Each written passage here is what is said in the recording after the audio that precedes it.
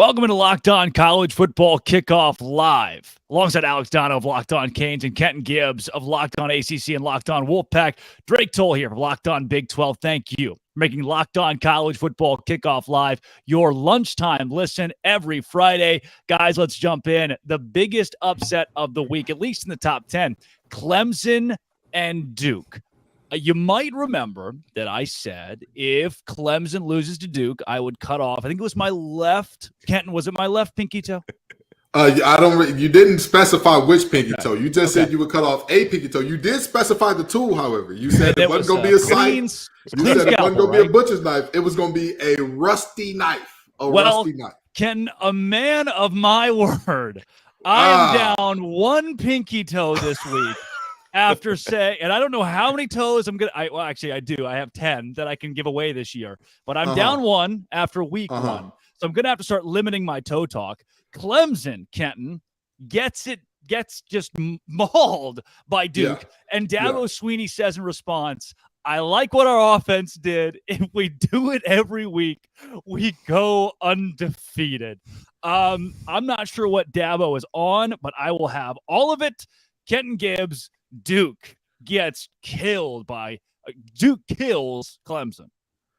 So I'll say this, first of all, a little dad joke for you all. I'm sure that your favorite country music singer now is Toby Keith. But with that being said, let's stick to the facts. That was totally uncalled for, Ken. Let's stick to the facts of this thing, though. Let's stick to the facts of this thing because I warned you that this could happen. But more importantly, I think that we need to start drug testing coaches in the NCAA. We need to stop just testing the players. It's high time that some of these coaches get in on it too. Because in what world is what their offense did acceptable? And don't get me wrong, they had over 400 yards of total offense. They won. They didn't turn over the ball a ton, but they turned it over in key moments.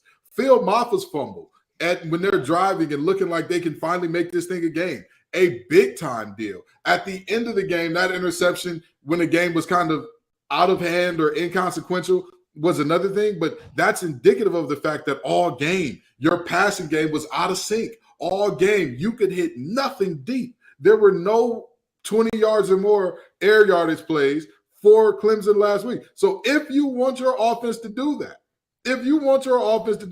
I'm sure the rest of the ACC is screaming, yes, Dabo, please give us that offense. Give us that because we've been waiting on Clemson to give us an offense like that. We have been waiting for just this moment, and it's here.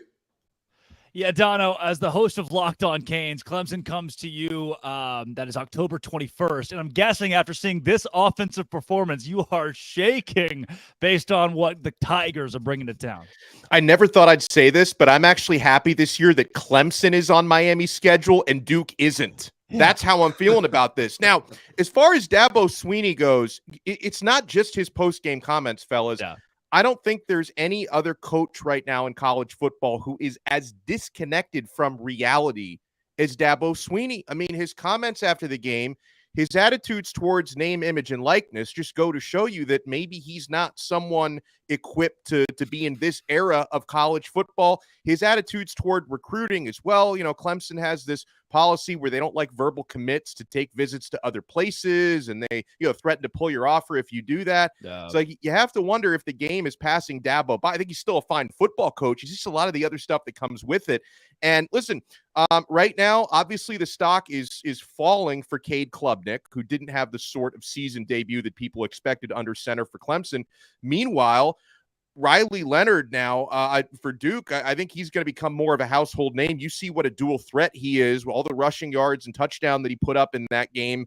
But listen, if I try to parse through Dabo's words, obviously there are big-time execution things that you would think Clemson can clear up in the future because it was an absolute horror show in the red zone for them, right? You have 4 red zone trips where you come away with 0 points. I can see why he said this was the strangest game I've ever coached in. Like, we've lost games before, but this is the strangest one. You wouldn't expect to go 0 for 4 in the red zone, 0 points in those trips with the turnovers and the blocked field goals that they had. You don't expect that to happen again, but at the same time, despite putting up more yards, they were not the better team on the field last week. Duke was.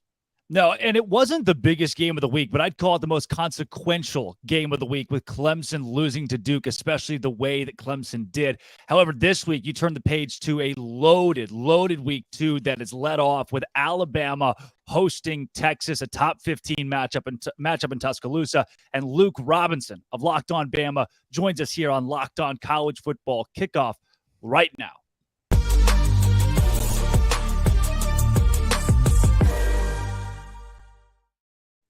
Luke, my man, Alabama and Texas. Last week, the Longhorns were sloppy against Rice. Alabama took care of business. Jalen Milroe, the new quarterback, stepped up big time and showed that, hey, there's a new signal caller in Tuscaloosa.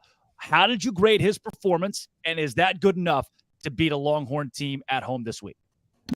Yeah, first of all, thanks for having me. Secondly, yeah, I think if he performs like that, it's certainly enough to beat Texas. Alabama is still uber talented, and I know Texas is too, but Alabama, in terms of blue chip ratio, if you believe in that type of stuff, and I do, they are up there at number 1 or number 2 in terms of blue chip ratio, so you know they've got the talent to do it.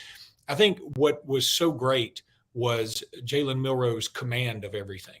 Look, everybody was judging him on the way he performed against Texas A&M last year. And let me preface all that by saying his performance against A&M wasn't bad. He was forced into a starting role in what many people thought at the beginning of the season would be Alabama's biggest game, nighttime in Bryant-Denny against A&M, a revenge game. It was a big deal. And he was forced into duty. He ended up throwing 3 touchdowns. He had some turnovers. There's no doubt about it. He had some turnovers and he had some shaky moments. But Alabama won the game and he performed admirably. It wasn't a superb effort. It wasn't Bryce Young, but I've been on record saying, hey, I could call Bryce Young the best player in Alabama history. I mean, I don't think that's a stretch. Yeah. So, look, whoever followed Bryce Young is going to be a problem. But, you know, Jalen Milroe put on a show on last Saturday against Middle Tennessee. He accounted for 5 touchdowns. That's never been done by an Alabama quarterback before. So pretty unbelievable. And, I should say 3 passing touchdowns, 2 rushing touchdowns, never been done before. But regardless, I think that's enough to beat Texas. And the subplots here, where he was once committed to Texas. He's from Texas. Steve Sarkisian coached at Alabama. Jace McClellan is from Texas. Just the rivalry, the idea that they're coming into the league. Alabama and Texas have played for a national championship in recent years. I mean, there's just a lot to digest here. And the fact that they're going head-to-head on so many other recruits is a big deal as well. So we don't have anybody from the Longhorns coming on this episode at least. So I need you to speak for both teams right now. Bama wins if, Longhorns win if. Talk to me. I think Bama wins if they play about as well as they did against Middle Tennessee. I mean, I think if both teams play an A game, I think Alabama wins. If Alabama has a lot of turnovers, if they play like they played against Texas A&M as a whole, I'm not just picking on Jalen Milroe, I think they could easily lose this game. And look, everybody points to last year where Quinn Ewers was picking Alabama apart, and that's true. They were doing that in the first quarter. But injuries are a part of the game. I think everybody could have a what if so-and-so wouldn't hurt in whatever game. Yeah. That's a part of it. But I think Alabama wins if they play their game, if they go out there and establish the run. And look, here's what I was so encouraged about last week. That the questions I had about this Alabama team, I felt like a lot of them were answered. The quarterback play, the wide receivers, there had been a lot of rumors that they had been dropping a lot of passes in practice. They didn't have a single drop in that game. And the things that I thought I knew, the offensive line, very good. The running backs, very good. They didn't perform as well. Jalen Milroe led the team in rushing with 48 yards. That's a little odd. But I do know that those two unit rooms are better than they played. So if they step up their game just a little bit, and as long as there isn't a huge drop-off in Milroe and the receivers and the defense, I feel like Alabama's going to win this thing. Now, conversely, the way Texas is going to win this game is by blocking out all the noise. I mean, if they come in and they can force Alabama into some situations they don't want to be in, a lot of third and longs, I think that Texas can win this game. That's going to be very difficult. And I'm going to tell you, as an Alabama fan, I have no problem admitting this. I mean, we got Alex here. He's from Miami. He knows what I'm about to talk about. Sometimes our home field advantage, though Nick Saban is 102-8 in Tuscaloosa, isn't the same advantage as other places. I know Miami is sort of the same way. Look, you always think about playing Miami at home, always so rough. Well, they don't usually have the same crowd unless it's a huge game. And when it is a huge game, that place gets bonkers. And that's going to be the way this is at Tuscaloosa. My co-host on Locked On Bama, Jimmy Stein, lives in Tuscaloosa. And he said the atmosphere around the campus has been bananas. And that's not typical because we're so used to winning every game in Tuscaloosa that we sort of take it for granted, but this is not going to be one of those instances. You mentioned Luke coaching matchup is one of the bigger subplots. Sark going up against Saban, and former Saban assistants are just 2-28 against Nick. In this case, it's obviously an interesting one because Sark is an offensive guy. Saban's focus is more on the defense. So, how do you think Steve Sarkisian is going to try to attack Bama's defense? Because if nothing else, he probably knows, which plays Saban doesn't like going up against in practice. Yeah, I think look, Texas needs to try and take some deep shots. I think that's the way you can really mess Alabama up a little bit. I think that you can get in their heads defensively if you can take some deep shots. The problem is with that, and this is something I learned just doing some homework this week. Quinn Ewers' longest pass, at least last year, and I think in his career at Texas, is like 49 yards. And that just seemed crazy to me. I mean, because you think of Texas, you think of them with Quinn Ewers and having Xavier Worthy and all these other superstar receivers, you think they'd be throwing 80-yard bombs every game. And that's not really what they do. So it's just a little bizarre to me. But I think that, look, everybody seems to be so scared of Kool-Aid McKinstry. And they should be. He's the best defensive back in college football, best cornerback in college football, if you ask me. Now, but I think what you have to do is say, I'm going to go right at your best, and I'm going to see what he's got. And look, it may not work out. That may not be the best thing. But if it does work out, and if you can get ahead of Alabama by, say, 2 scores and sort of keep it that way for a while and force it where Alabama is going to have to go more into a passing game, and especially an intermediate passing game, because Jalen Milroe, 2 of his completions, he didn't have a lot of incompletions last week, but 2 of his incompletions were in that intermediate stretch, and he didn't throw a lot in that window. He either went deep or he went kind of short, or he took off with the ball. So if you can force Alabama to try and go to that intermediate passing game, I think that's huge for Texas. That's Luke Robinson of Locked On Bama. Alabama and Texas, our game of the week here on Locked On College Football Kickoff Live. Luke, thanks for joining us. I appreciate it, guys. Absolutely.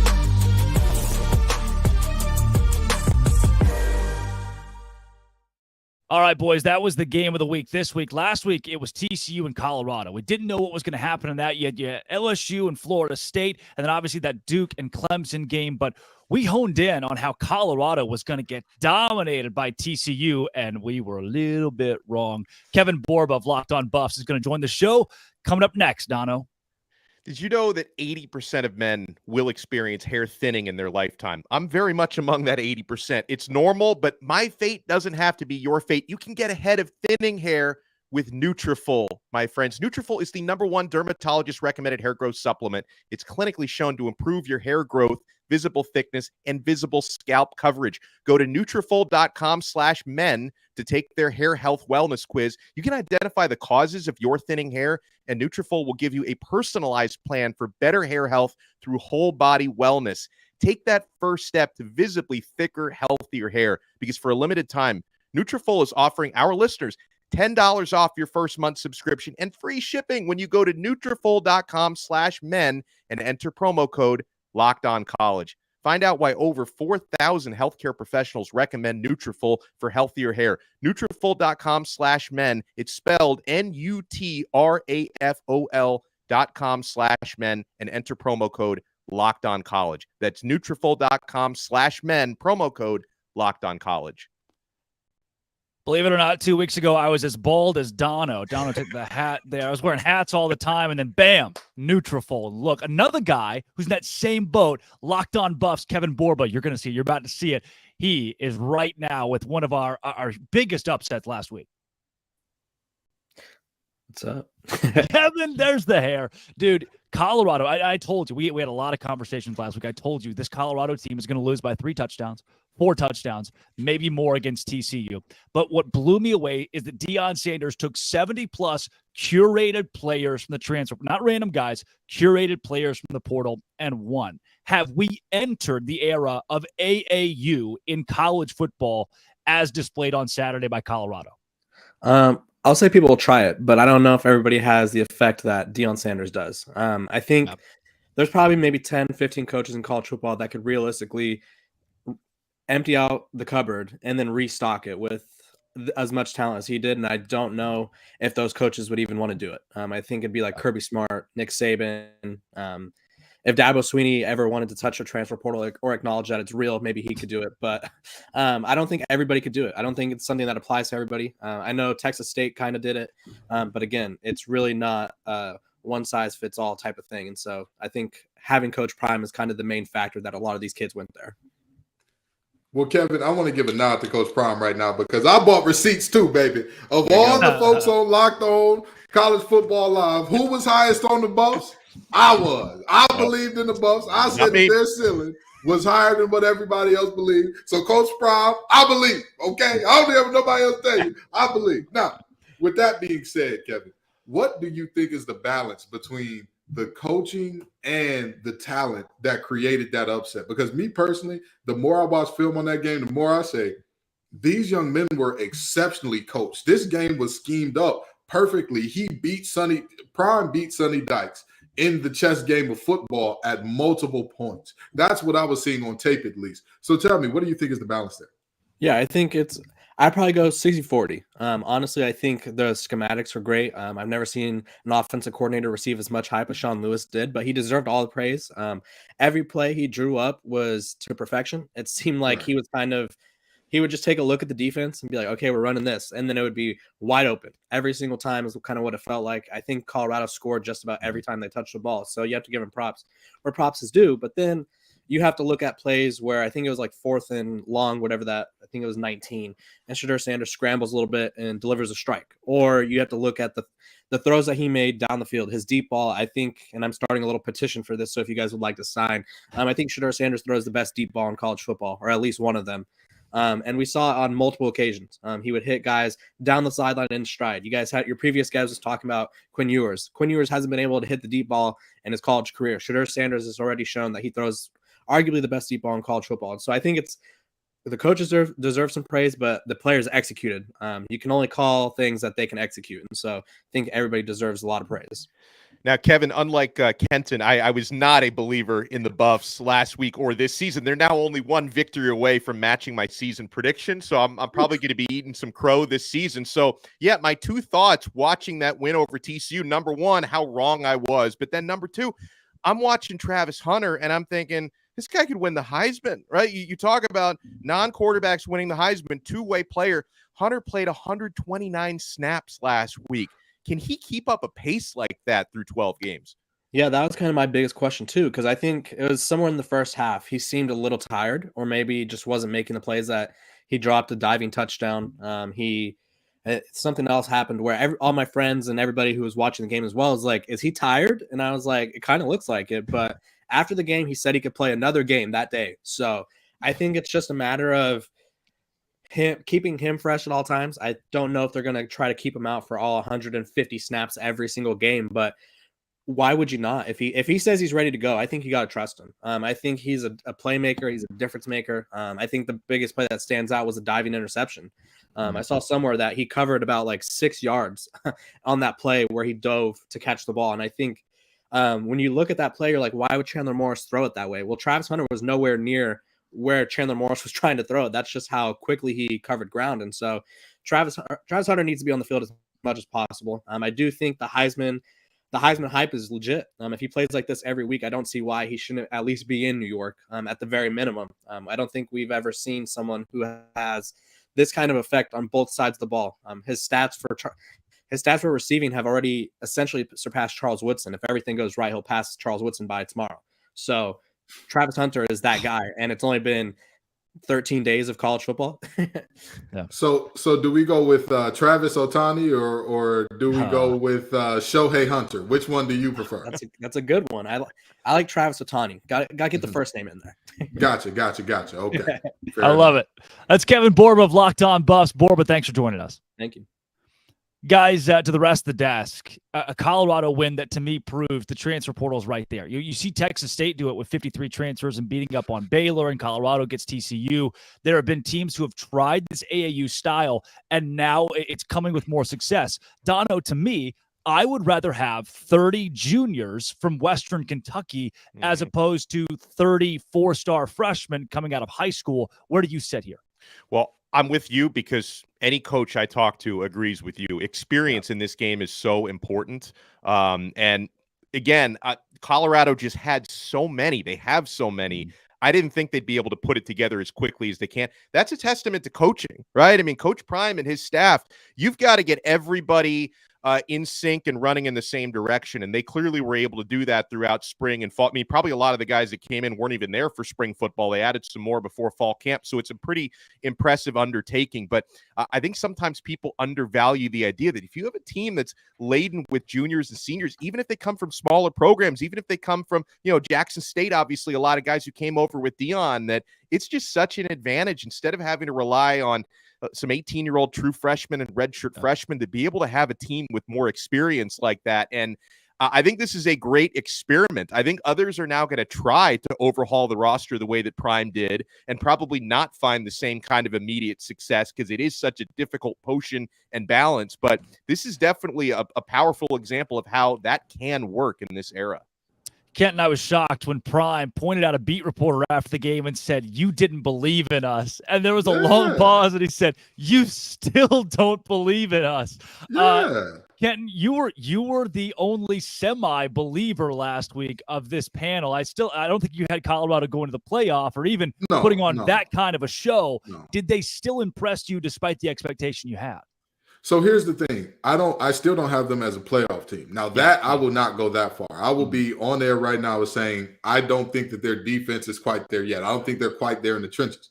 But with that being said, I expected that game to be closer than what most people were saying. I expected it to be closer than 3 touchdowns. And I'll tell you this much. TCU last year lived on the edge with that. Hey, we're going to give up a ton of points, but this is a Sonny Dykes-led team, and Sonny Dykes ain't never had a problem scoring the football. That's never been a thing that you look at with a Sonny Dykes coach team and say, man, if they could just get into the end zone, they'd be great. Never. So, them putting up the performance that they did offensively and winning this game, I was a little surprising to me. But I want to touch just for a second on what y'all were talking about with the transfer portal versus the high school players. The player that scored 4 touchdowns out of the backfield for them, Dylan Edwards, a freshman out of high school. This thing is more art than science. There is no precise balance to say like, hey, I'd rather have this than that, or this is the way to do this thing. Because, I mean, if you look at the programs that are having the most success by far and wide, right, it's not that AAU style. It's a mix between, yes, we do have a bit of a farm system in it. Hey, you're the best player at Kent State. Come on down here to Alabama, brother. We got big-time football for you to play over here. And also saying, hey, we're also going to get the best players out of high school.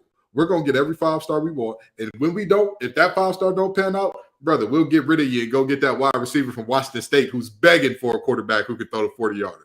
Let me just add in one thing also about this game, just to be fair, because, of course, the way Colorado did it, they look so flashy. And now, their home opener is going to be lit against Nebraska this weekend. So, all the narrative has been praising Deion and praising Colorado. They deserve it, okay? But on the flip side, did anyone tell Sonny Dykes you are allowed to play defense, right? Because that was one of the more ghastly displays defensively. And what got me thinking about that was Kenton hit the nail on the head when you talk about these, last year's TCU, a Sonny Dykes team, you think we're going to outscore whoever we play. Okay. Well, at some point you've got to stop somebody. And I know their defense was better last year en route to the college football playoff final. So I'm also going to be watching TCU for the rest of the season with a fine-tooth comb to see if their defense doesn't get better, because that was pretty embarrassing.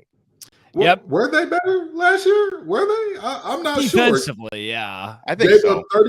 Gave up 34 to SMU, 31 to Kansas, 40 to Oklahoma State. Hey, Hodges Tomlinson, though, was maybe the best guy in the secondary in the country. And listen, they had pieces that were good. As a collective last year, that defense was living on a prayer. I don't want to sing because I remember last week they got on me for singing, but I was going to sing we're halfway there. But them boys were really living on the wing of the prayer in terms of defensively last year at times. So that's just my thought. I don't want to go too deep into it. Yeah, it's funny that TCU hires a guy with the last name Bryles and loses the first game with him on the sidelines. Karma is real, and it starts with Bryles. Guys, I look, playoff conversation is way too early here. It's September, but did you know only one team has made the playoff with a September loss, and no team has done it while going 0-1 in week one? Certainly not a good sign for Texas Tech. Red Raiders losing to Wyoming on the road. And for Oregon, you can't afford a loss outside of Pac-12 play when you're in a conference like the Pac-12. How will this game play out? Oregon and Texas Tech. Spencer McLaughlin of Locked On Ducks and Chris Level of Locked On Texas Tech got together to discuss.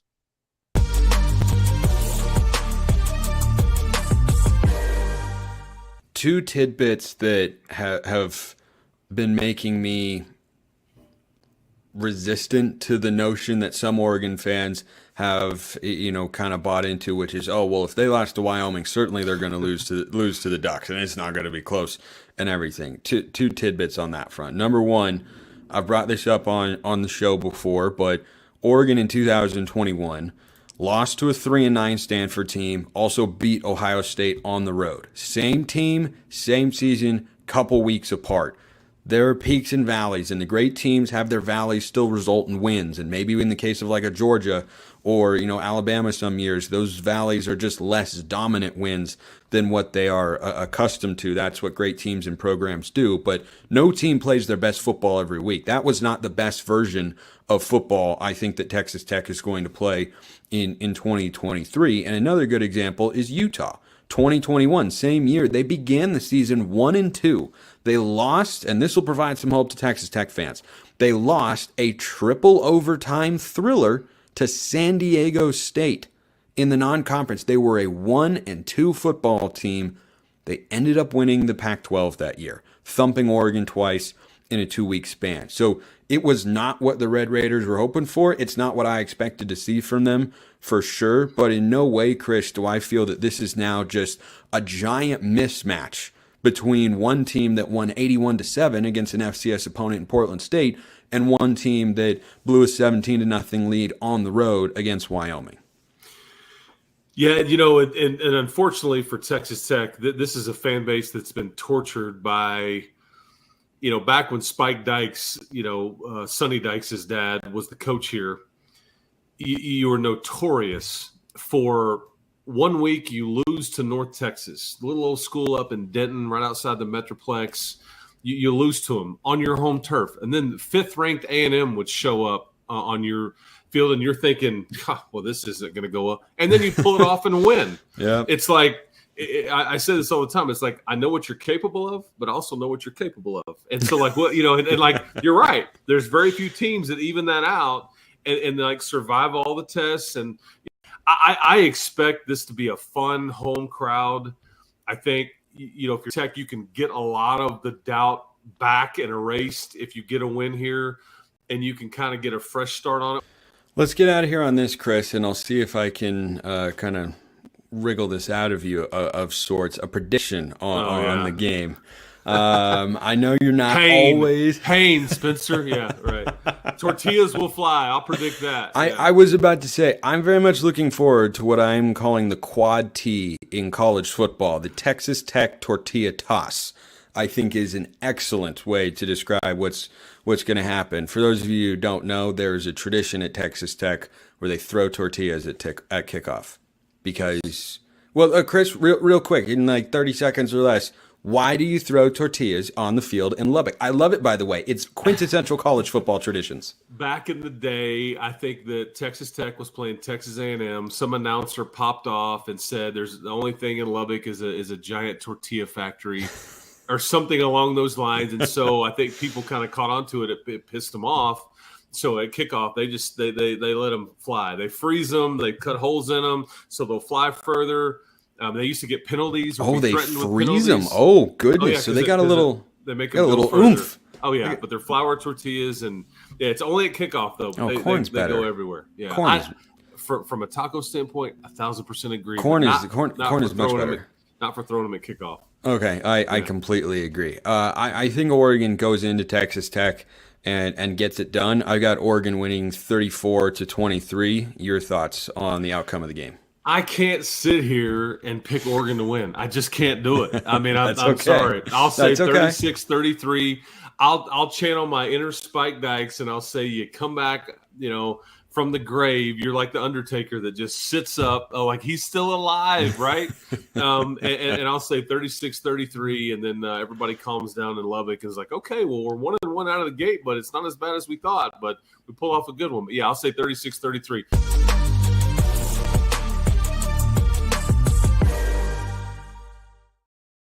Boy, when 50% of your conversation is about tortillas, their history, and how to freeze them, you're in for an invigorating matchup this weekend. Glad that we got the insight from those two guys. And coming up, we've got Conference Confidential, where we'll take you all across the country to find out which games are the biggest. And stick around for Sell Me Why right here on College Football Kickoff Live, Dono. Buying last-minute tickets to sporting events should not be stressful. Folks, I've been buying tickets day of events at Game Time.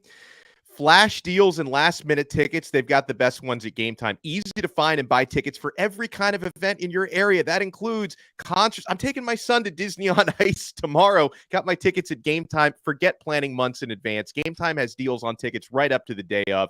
Get those exclusive flash deals, and the Game Time guarantee means you'll always get the best price. If you find tickets in the same section and row for less, Game Time will credit you 110% of that difference. So download the Game Time app, create an account, and use code LOCKEDONCollege for $20 off your first purchase. Terms apply. Again, create an account and redeem code LOCKEDONCollege for $20 off.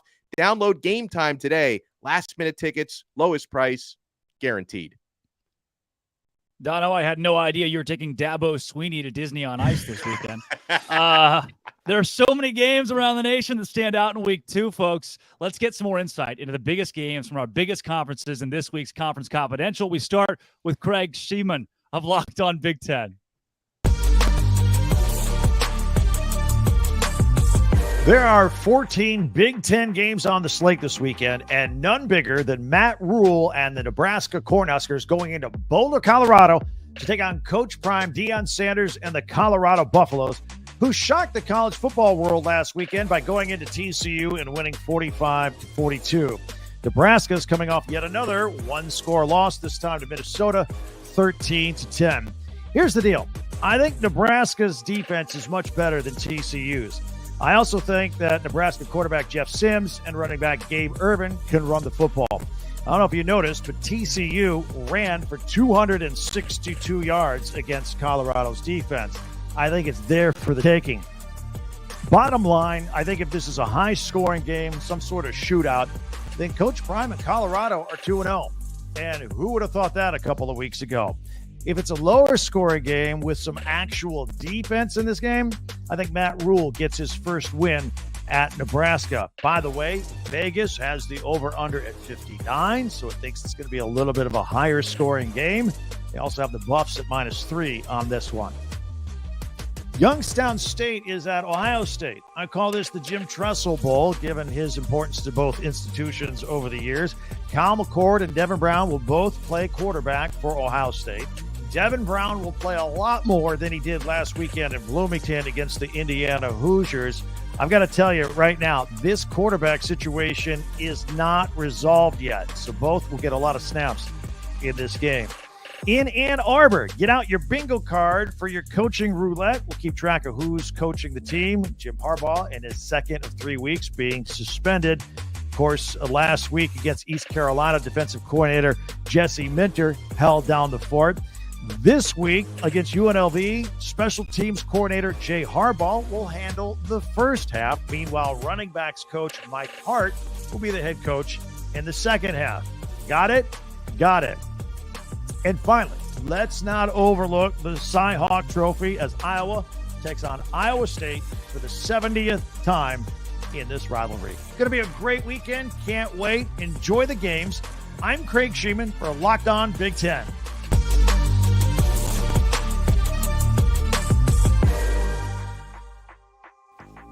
Week 2 in the college football world is upon us, and all eyes will be on Boulder, Colorado, as the Cornhuskers of Nebraska travel to take on Deion Sanders and the Buffs. Spencer McLaughlin here for Locked On Pac-12. A lot of great games across the Pac-12 non-conference slate this week. A lot of big opportunities, but perhaps none bigger than the chance for Colorado to progress towards a 3-0 start before conference play begins on September 23rd at Oregon. They host USC the following week, and they have a chance to show that week 1 wasn't a fluke, that TCU isn't a pullback team in a major way, but that Colorado is just that good. Shedeur Sanders set a school record in his first game as a Buff with 510 passing yards. He was darn near flawless, throwing 4 touchdowns, no interceptions, executed the offense at a really high level. Thing to watch in this game is Nebraska's offense against Colorado's defense. The Buffs allowed 42 points and needed 2 red zone turnovers of TCU in order to hold them to 42 points on the road. A Nebraska offense, meanwhile,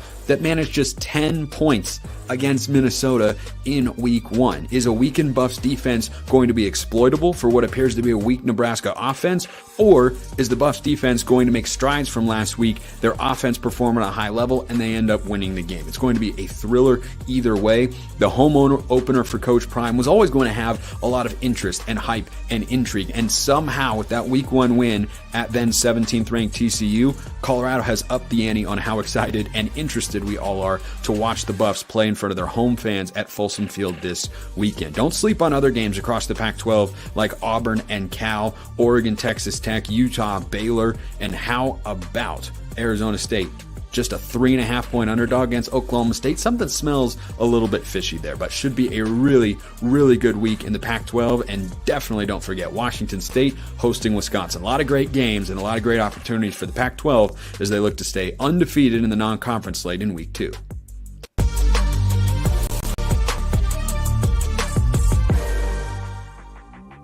Dave Schultz with your Week 2 Sunbelt preview. Much better matchups across the board in the Sunbelt for Week 2. In fact, you have a conference ball game, the Louisiana Raging Cajuns taking on ODU in Norfolk, Virginia. First time these two schools have ever met. But the big matchup is Appalachian State going to Chapel Hill to take on Carolina. This is a rematch in last year's crazy ball game, 63-61 Tar Heels. But App State scores 40 points in the fourth quarter to fall short in overtime. But that leads to the victory over an A&M, which leads to game day in lovely Boone, North Carolina, which leads to a Hail Mary victory over Troy. You do have Joey Aguilar starting at quarterback. He came in for the injured Ryan Berger. Aguilar threw 4 touchdown passes on just 11 out of 13 passing. But you also have the defense that's got to step up a little bit. Mountaineers gave up 24 points to Gardner Webb. That's not going to fly against Drake May and company in Chapel Hill. Sunbelt teams playing 3 other Power 5 schools this week. You do have James Madison going to Charlottesville. Virginia hosting their first ball game since the tragedy last year. And it's James Madison's first trip to Virginia in 40 years. James Madison also making a quarterback change. Alonzo Barnett III just struggled last week against Bucknell. Senior transfer Jordan McLeod, he came in and he righted the ship as the Dukes beat Bucknell 38-3. You got Troy going up against Kansas State, and the Trojans, the defending Sunbelt champions, they struggled, giving up 30 points to Stephen F. Austin. They're going to have to do a much better job to shock the Wildcats. And then you got Southern Miss. Poor Golden Eagles, or look at it as a great opportunity. They get to go to Tallahassee to take on Florida State. The Seminoles destroying LSU in the second half. And can the Golden Eagles and the Fighting Will Halls pull off a shocker? The other big ball game in the Sun Belt, you got Texas State. The Bobcats upsetting Baylor. They're going into UTSA to take on the Roadrunners. If Texas State beats UTSA, do they start 4-0? They got Jackson State and Nevada coming up. My goodness, G.J. Kinney is shocking the Sun Belt immediately. That's your Week 2 preview in the Sun Belt. I'm Dave Schultz. Enjoy the Sun Belt football.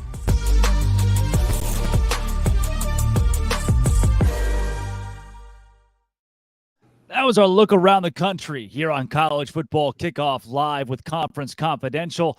Now, guys, it's time for Sell Me Why. 5 or 6 games where we're going to tell you, we can help sell some of these on why the spread is where it is and who's going to cover. We start with Ole Miss -6.5. Everybody wants to see the SEC go down to a G5 opponent on the road. That is the consensus amongst other conferences in college football. But I just don't think it's going to happen. Hi, I'm Stephen Willis from the Locked On Ole Miss podcast, and you are looking at an Ole Miss offense that is operating at maximum efficiency. Willie Fritz and the Tulane Green Wave are going to have to perform at an extremely high level to keep Ole Miss off the board. This is a game that, even as good as Tulane is defensively, could see Ole Miss scoring 40 or 50 points. And with the line being as small as it is, I don't think that Tulane's offense is going to be able to match it. In fact, whenever you look at the score of this game, I put it at somewhere around 31-14. So I would be okay with laying up to 12 or 13 points. So as this line gets a little bit bigger, and I think it will before kickoff, I do think that I would lay these points. Tulane's a good football team. I just don't know if they're as good as Ole Miss. Yeah, guys, Kenton Gibbs, we'll start with you. Ole Miss, Tulane, this game is a sellout. It's a Tulane team that won a New Year's Six Bowl last year, but a lot of people are picking the Rebels to get it done. Yeah, so the thing about this game is Tulane is another one of those teams, and this is kind of because they're in the group of five more so than just a philosophical thing that we see from a lot of Power 5 teams that don't play defense. They're going to struggle defensively. Offensively, they can scheme guys up. They can find ways to get guys up. They can find ways. I enjoy watching Tulane's offense because whatever they want to do, they find ways to effectively do it. If they want to get the ball to the perimeter in terms of the running game, they find a way to do so. If they want to scheme up, hey, we're going to keep hitting you laterally until all of a sudden you got two high safeties and now we can gas you vertically, they're going to do it. And so I could see Tulane saying, hey, not today. No covering on us, Ole Miss. But I could also see a couple of turnovers going the wrong way for them, and then all of a sudden Ole Miss gets this thing and makes it ugly. Dono, 7-point game. Do you take the Rebels? I do take the Rebels.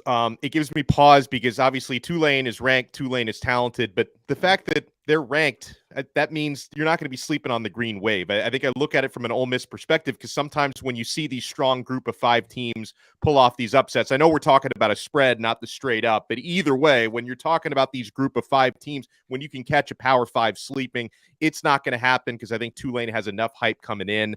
Jimmy's and Joe's, guys. I mean, Tulane can try to scheme with their X's and O's, but they just don't have the talent. So this is a situation where I can see it being a close game heading into the fourth quarter, and I just think the Rebels are going to wear them out and probably end up winning this game by 2 touchdowns. Look, I New Year's have Ole Miss to cover, by the way. New Year's Six Bowl is different than week 2 of college football, right? You don't really throw out the kitchen sink to beat Ole Miss this week, and maybe you can make the case that Tulane does, but they know what it's like to win now. They've seen that at one of the highest levels of college football. I've got Ole Miss by at least a touchdown. It's a weird line, right? Vegas and the bettors are swayed on this one, but give me Ole Miss as well. But we've got action this weekend to an extent, like 50% action. Georgia, 43.5-point favorites over the Ball State Cardinals. Clint Shamblin of Locked On Bulldogs is going to sell us why the Dogs will cover the huge spread. Here will be Clint Shaman, Locked On Bulldogs here, telling you why Georgia's going to cover no problem, no sweat against Ball State. 1, Bobo knows his assignment. Look, last week Kirby Smart got on him, told him, hey, first and goal from the 5, can't be having that. We got to get more than a field goal. That's number 1. Bobo's going to be on point. Number 2, Carson Beck is going to be just fine. In this offense, Stetson Bennett did not have as many yards, completions, or touchdowns as Carson Beck did in his first game as Georgia's signal caller. No worries there. And number 3, this defense is nasty. It's the best defense Kirby Smart has ever, yes, I said ever had. Talent all across the board. Composite is the best we've ever seen, which is why I think Glenn Schumann and Kirby's going to shut them out again. This is why Bulldogs are going to cover that point spread. Fear not. Lay the points. It's just fine. Ball State is not going to score, and Georgia's going to get a 50 burger. That's why Bulldogs are going to cover. Oh, the old backdoor cover here. We're talking 43 points. Georgia did not cover that against UT Martin. What? There are so many other things you could do with your life than bet a 3-point spread, Kenton Gibbs. I agree. This is throwing money out the window because you're counting on a lot working in a certain way.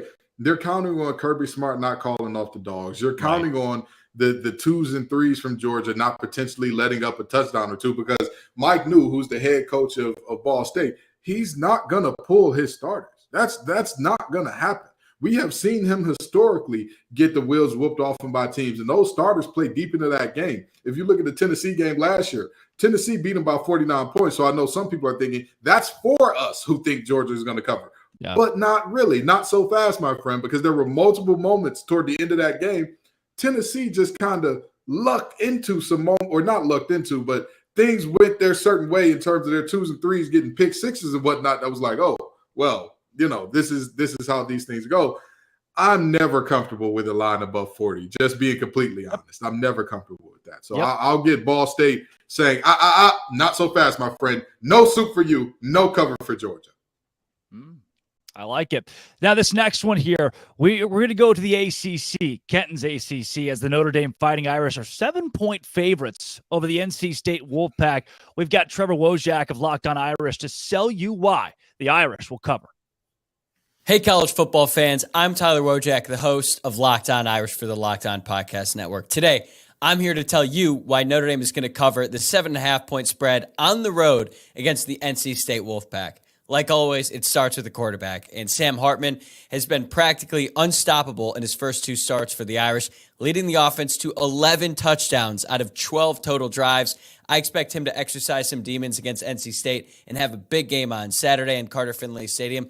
But it's not just Hartman, though. The Notre Dame defense has been stout, and they have yet to give up a touchdown through 2 games, albeit against pretty weak competition, but still, they have been really good so far. And I believe this is the first big test for Notre Dame this season, both offensively and defensively, and I'm confident the Irish are ready to rise to the challenge and get a statement win on the road against NC State. Our very own former NC State defensive tackle, Kenton Gibbs, go. Y'all are going to call me a homer. People are going to call me everything but a good Christian. They're going to say that I'm imploring people to give away money. But here's the deal. The Wolfpack and the Golden Domers have played 3 times, and Notre Dame has never won a game outright outside of South Bend. And by the way, those 3 games weren't 100 years ago. The most recent one was in 2017. They lost in 2016 when a hurricane was coming through Raleigh. NC State wins 10-3. Guess what? There's supposed to be another hurricane that is on the brink. Fans, friends, family, I'm telling you, this is deja vu for a reason. The more I watch film on Notre Dame, the more I believe they're not going to cover. Do I believe they win outright? I have them winning by a field goal, 24-21. But do they cover that 7.5? I don't think so. Well, speaking of games that are close to the chest for our host, Dono, here's yours. Texas A&M Aggies are currently favored by 3.5 on FanDuel over the Miami Hurricanes.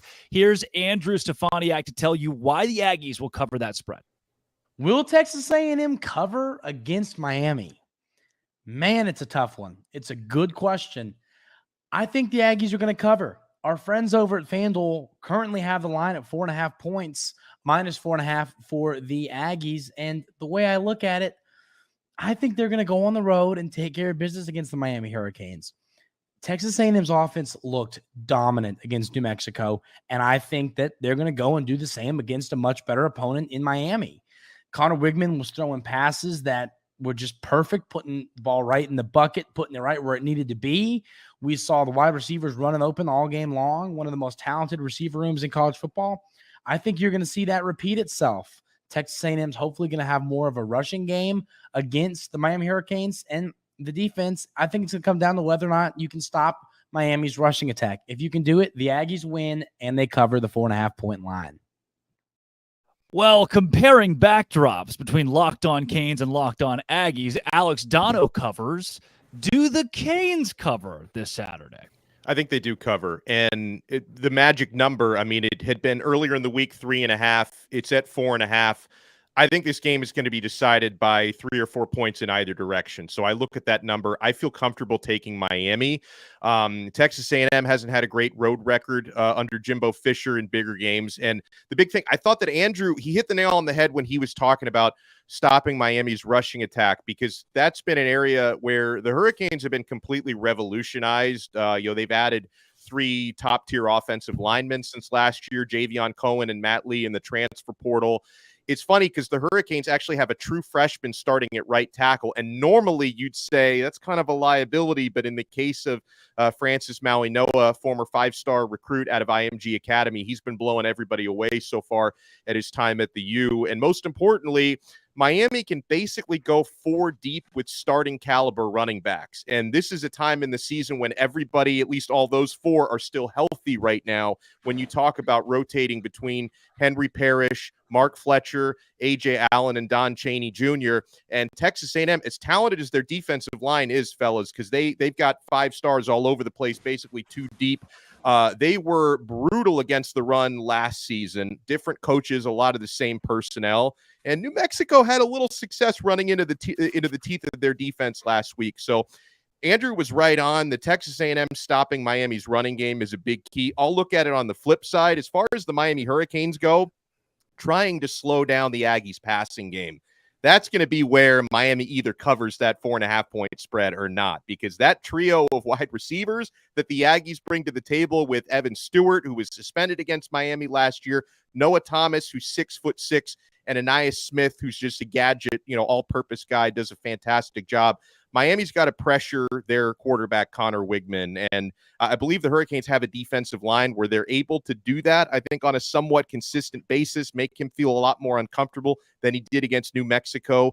I think this is going to be a good game, fellas, and I think, I did go on record picking Miami to win by 3. It could obviously go the other way, but I think it's going to be close. I think this is going to be a 3 or 4 point game, and Miami does cover. So, not to be left out, I'm ready to be heard again. The Baylor Bears and the Utah Utes. Utah opened as a 4-point favorite. It has now jumped to 8. It is doubled. I'll be in the house at 11 a.m. Central Time between Baylor and the Utes with Kyle Whittingham. Give me the Baylor Bears +8. They were terrible last week. They lost to Texas State. Who does that? One of the worst upsets in college football's recent memory for a Power 5 team. But I'll tell you this. Sawyer Robertson, a Mississippi State Mike Leach quarterback, is starting for Baylor this week. His high school coach, a storied high school coach in Texas high school football, came on our show on ESPN Central Texans and said, this kid doesn't need an offensive line. He'll do it by himself. I think we got an old Tom Brady, Drew Bledsoe situation brewing in Waco. Baylor might lose by 45. But Sawyer Robertson might just win the game. That's why I like Baylor +8. That's a heart pick. Kent Gibbs said he's not biased. I am. Sawyer Robertson +8 this week against the Utah Utes. Now, coming up next, the NCAA has done what the NCAA does best, and that's make terrible decisions that don't make any sense. This one comes from the ACC. But first, Dono.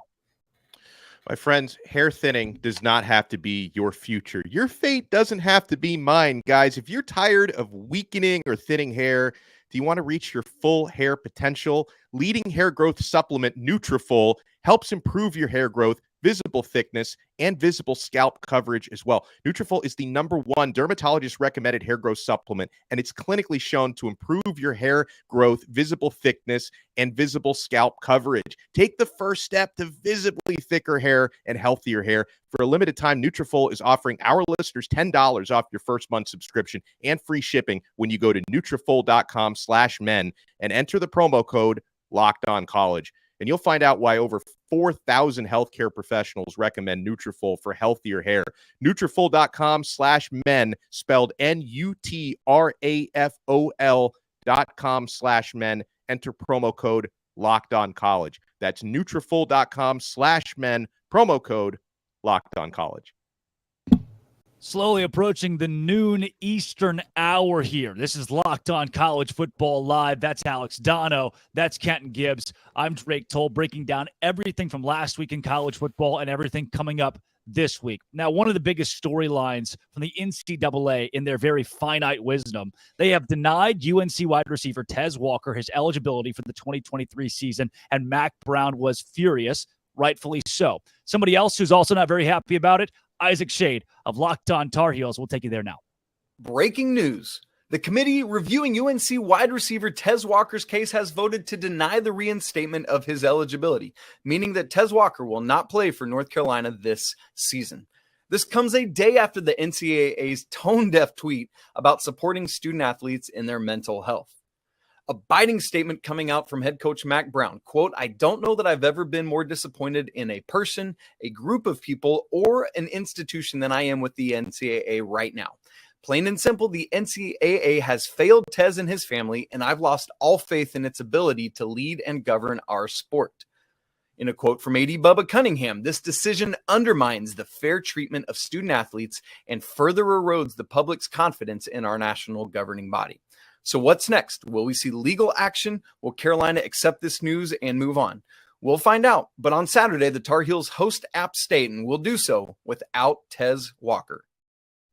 Yeah, nothing shocking from the NCAA here, guys. This is something that's been an ongoing problem. One thing that I like to mention, there was a tweet from the Baylor football account, who, again, I try to support, that said, starting year 7, one of their defensive guys starting year 7 in what you got 25-year-old players who have gone to 2 or 3 different schools that are eligible to play for different teams, but Tez Walker can't play for UNC. Kenton Gibbs, not shocking, still abysmal. Yeah, again, the old meme. Disappointed, but not surprised, right? Yep. I mean, the reality is there are times where, especially with the NCAA, where the process, procedure, the way that rules are written and followed to the T are they don't run concurrent with common sense. Yes, it does not make sense that guys are allowed to play 7, 8 years, whatever the case may be. However, by the lay of the law, by the rule of the law, they got a couple of hardship waivers for whatever reason in terms of injuries or whatever the case may be. Yeah. And they got a COVID year maybe, which we're seeing the back end of guys with COVID years. That's finally starting to wane off a little bit, but we're seeing that as well. And then you combine that in with the fact that they're graduate transfers. Graduate transfers have an entirely different ball game in terms of where they can and can't go and how they can move than undergrad transfers. But in this Tez Walker situation in particular, the thing that I find so important about this, so disgusting about this, is the fact that his first transfer was away from a school that didn't have football that year. No, he committed to North Carolina Central out of high school. Yep. They canceled their season because of COVID. That should have been reason enough to say, hey, this doesn't count as his one free transfer. It shouldn't be, well, his grandmother is sick and that's why. No. Even if we're going by the law of the land here, if that team did not participate in football when he came, why would he stay? With all due respect to NC State, I got my degree from there without having financial hardship. I just gave him 3 attendance, more than most people ever will, but that's another story for another time. The reality is very simple. Without football, I wouldn't have been in Raleigh. If when I got down here, they said, hey, Ken, COVID is happening and we're not going to be playing football. Oh, okay, y'all be real. Y'all stay easy. I'm not going. I'm in the words of Magic Johnson, I ain't going to be here. Okay, No. That would have been me. So I think that it's flatly preposterous to look at that situation, look at this young man and say, hey, that still counts as one of your transfers. That's nonsensical to me. Donna, we're in an era, too, where anybody can transfer for anything. I don't know why we're picking and choosing these things where Colorado's got 73 players. The NCAA says nothing, does nothing, which I think's the right call. I mean, if these kids want to transfer somewhere else, it's whatever. In an age where NIL is so popular, where the parity in college football, to me, is getting better outside the top 10, which, again, conversation for another time, but everybody outside of that top 5 or 10 is beating up on one another. And now we're picking the most random little battles, the best kids, and saying, hey, no, we don't think you should play.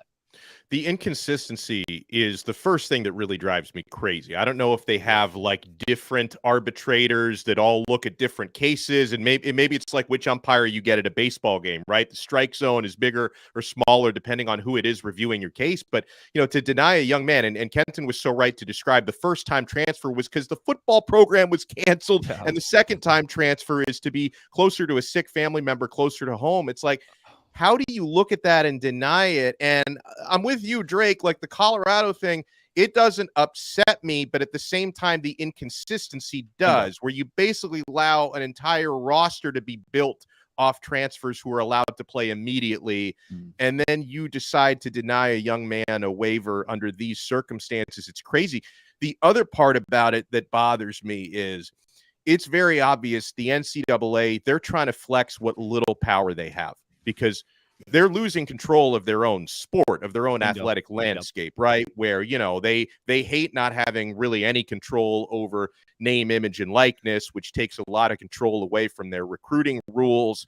And so now it's like the little power that they have left, they need to show these players and these teams who's boss by flexing that power. It's very upsetting to me. And I know we had a little talk about this last week, but the years go on with the way that, the conferences now and the universities are getting so much power. At a certain point, you're going to look at the NCAA and say, why do we need them again? Like, exactly what do they actually do to make our situation better? So that's where I'm at on this. It's troubling to me. Yeah. And we could sit and have this conversation for a half hour, Kenton, but nothing's going to happen. This is not going to change. And there are two things that I want to talk about real quick before we got to move on from this. Number one, the NCAA doesn't realize this, but decisions like this are driving toward that singularity thing that Chip Kelly was talking about, where football is a separate entity altogether. Yeah. We are looking at a multi-billion-dollar business. Yep. And you're regulating where some of the stars can and can't go, when they can and can't play. I'm going to tell you this. In these great United States of America, in the mainland and in Hawaii and Alaska, if it's enough money behind it, it will find a way. They say life finds a way. Well, money finds a way in America, baby. And there's too much money in this thing for the NCAA to continue making these rules arbitrarily. And second of all, I'm going to say this, and this is the NC State and me talking a little bit, and I'm going to be 100% honest about that. It is not right the way that this has garnered not only national, but the way that this has been treated locally.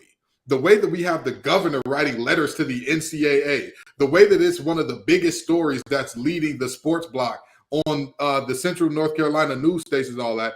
Where was this energy for the other players in the state who had similar situations? When Chandler Zavala of NC State was told that he wasn't going to be able to play, and he had only played 3 games and got hurt and didn't get an injury waiver, which literally the injury waiver says if you play less than 16 quarters of football. Now, maybe it's just me. The 3 games that he did play, none of them went into overtime. We didn't get free football. So I don't understand how 4 times 3 became over 16. The governor didn't write a letter for him, but he did for Tez Walker, who went to his alma mater. I didn't see WRAL breathing down people's necks to talk about that. I didn't see none of the news stations, ABC 11, WTV, I can't remember the other one, WNCN. Nobody was here talking about that. Cam Hayes going to ECU. Nobody's talking about that. Cam Woods going to NC State. Nobody's talking about that. And those players are in very similar situations where they're not going to get waivers either, most likely. And for whatever reason, Tez Walker seems to be the spark plug that has got everybody around the nation swept up and wrapped up in it. Things that make you go, Yeah, he can't be the only one at this point. Exactly. They're so, and you mentioned it in the very state. But look, while they're not covering, Locked On College Football Kickoff Live is covering it. And Kenton, you mentioned this is you and Dono both a multi-billion-dollar industry that we're talking about now.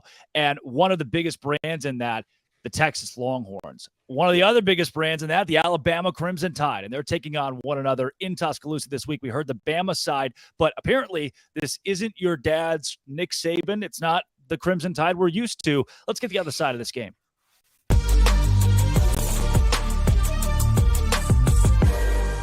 Jonathan Davis of Locked On Longhorns here on College Football Kickoff Live. The Horns and the Alabama Crimson Tide this weekend in Tuscaloosa. Jonathan, why, if they can, why can Texas win this game? Because I think you're going into Tuscaloosa with a team that can match the talent level of the team you're playing, the Alabama Crimson Tide. And I think Steve Sarkisian said it perfectly in his media availability. You have to go in there and beat the 2023 Alabama Crimson Tide, right? You're not playing the Alabama Crimson Tide of the last 17 years, the Nick Saban of the last 17 years, all of those coordinators and all of those players that have made, Alabama the class of college football. And I think when you look at this team, they're strong in the trenches. Obviously the offensive line didn't look great against Rice, but, they certainly have the talent to go into Alabama and, play really good football on the outside. They have a ton of weapons at, wide receiver and tight end. They have a really good running back room, and that defense, although the offense didn't look great against Rice, the defense looked ferocious. So I think you have a ton of talent on this Texas football team. You have a great coaching staff, and you have a team that's eager to win a big game like this and put themselves back on the map as a program. And so that's why they can go into Tuscaloosa and get the win, because they have a ton of talent and a team that's hungry and ready to put themselves back with the blue bloods at the top of college football. Jonathan, reluctantly, as the host of Locked On Big 12, which you are leaving, we will not be fraternizing for very long. I sadly do have the Texas Longhorns beating Alabama, the gut feeling there. But my problem with this is the Texas offensive line, which was supposed to be so big and bad this year, was pretty meek and mild against Rice. And Quinn Ewers of 2023 looks a lot like Quinn Ewers of 2022, who just wasn't great. He was okay. Am I right there?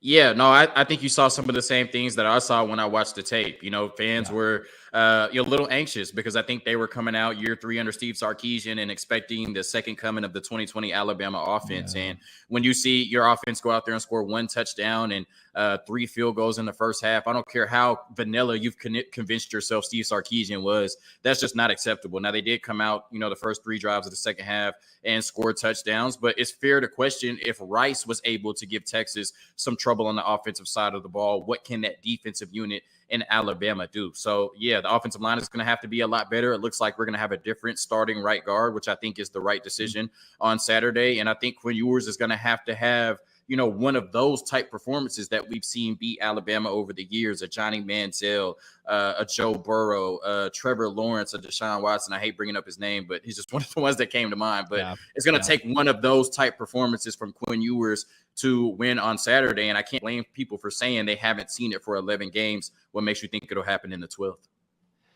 Xavier Worthy, to me, will be, I'm going to say it, he'll be the best player on the field on Saturday night. I was way higher than him than a lot of the national media who left him off of All-American pages. I thought that was insane. I think Xavier Worthy is an All-American caliber wide receiver. Does it take a 2-touchdown, 100-yard performance from him, something spectacular from him or somebody else on the offense for Texas to win? Absolutely, yeah. And I think that, you could say it's going to take a great performance from the running backs, but when you look at Bijan Robinson and Roschon Johnson not being able to run the ball on Alabama last year, it's hard to say, okay, well, Jonathan Brooks and Cedric Baxter will, right? When we know how much talent, Bijan Robinson has. Like I said, I think it's going to take, a Heisman-type performance, a generational, legendary-type performance from Quinn Ewers. And if he's doing that with his arm, that means somebody has to be doing it catching the ball. And I think Xavier Worthy is the most likely candidate for that. We know in Steve Sarkisian's offense, he wants to stretch the defense. He wants to get down the field, and nobody does that better probably in the entire conference in the Big 12 than Xavier Worthy. So I think that, if Quinn Ewers is to have a big game and have a game capable of beating this Alabama team, then that means Xavier Worthy probably got past Kool-Aid McKinstry a few times for touchdowns. What does a win in this game on Saturday mean for the University of Texas? Yeah, I think, I said this on an episode with our Locked On SEC host and our Locked On Bama host. A lot of people in that building looking for validation, right? I think Steve Sarkisian, we know what he is as an offensive play caller and play designer, but he's kind of close to 500 as a head coach, 14-12 at the University of Texas. I think this would be his signature win. We talked about Quinn Ewers a little bit off the record, right? I think, 12 games later, we're still waiting to see what we saw at South Lake Carroll. We're still waiting for him to live up to the hype. This could be that validation for him. And for a team that is in the blue bloods, a team that you can't tell the story of college football without. The last 10 years, they have not lived up to expectations. The last 10 years, they have been the laughingstock of college football. This would validate them as being back on their way, at least, to being one of the top programs in the sport. So a lot of people in Austin, Texas, looking for validation on Saturday. And if they win, I think a lot of them will get it. You did say the word back. You slipped it in there. You put some other words around it, but I did hear the word back somewhere in your response for Texas winning this game. Jonathan, when it comes to that conversation of Texas, Texas is back if they beat Alabama. This is the best team on the UT schedule all year. That's not an argument. If the Longhorns win this game, it's at 12-0 or bust.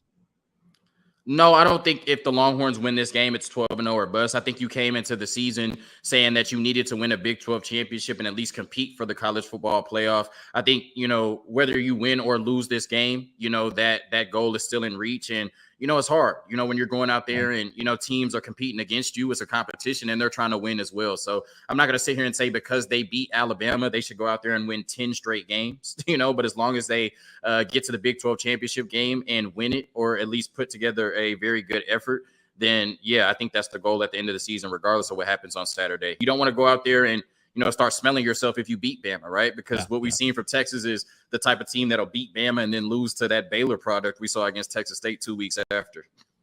Jonathan, final score prediction. My final score prediction, 27-21. The Alabama Crimson Tide, unfortunately, for my Texas fans listening. I just think both teams are very evenly matched, but I think we're on the road in front of 100,000 people. And we talked about those offensive inconsistencies against Rice. It could be Sark holding back the play calling, but I think I saw a little bit more than that on the tape. Offensive line a little shaky. Quinn Ewers not doing well adjusting to the pressure, and he's going to face a ton of it on Saturday night. And I think Jalen Milroe will struggle a little bit on Alabama's side, but he has that superpower of being able to take off for 40, 50 yards whenever he wants and score a touchdown. And I think that'll be the difference. So I think Alabama wins the battle in the trenches. I think Jalen Milroe makes a few more splash plays, and Alabama wins 27-21 on Saturday night. Unfortunately. Take the Horns +7. That's Jonathan Davis, Locked On Longhorns. Yes, sir. Hook 'em.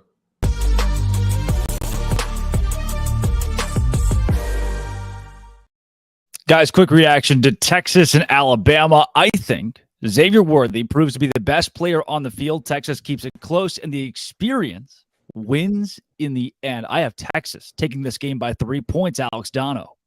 I feel crazy saying it, but I agree with you. Texas is going to win this game. You know, you try not to dwell too much on what happened between the teams last year, but they've each only played one game, so it's hard not to. Yeah. Texas, since last season, has gotten better on paper. I know they were a little sloppy against Rice. They've gotten better on paper. Alabama, I think, has gotten a little bit worse on paper. And, you know, their quarterback struggles during spring and fall camp were well documented.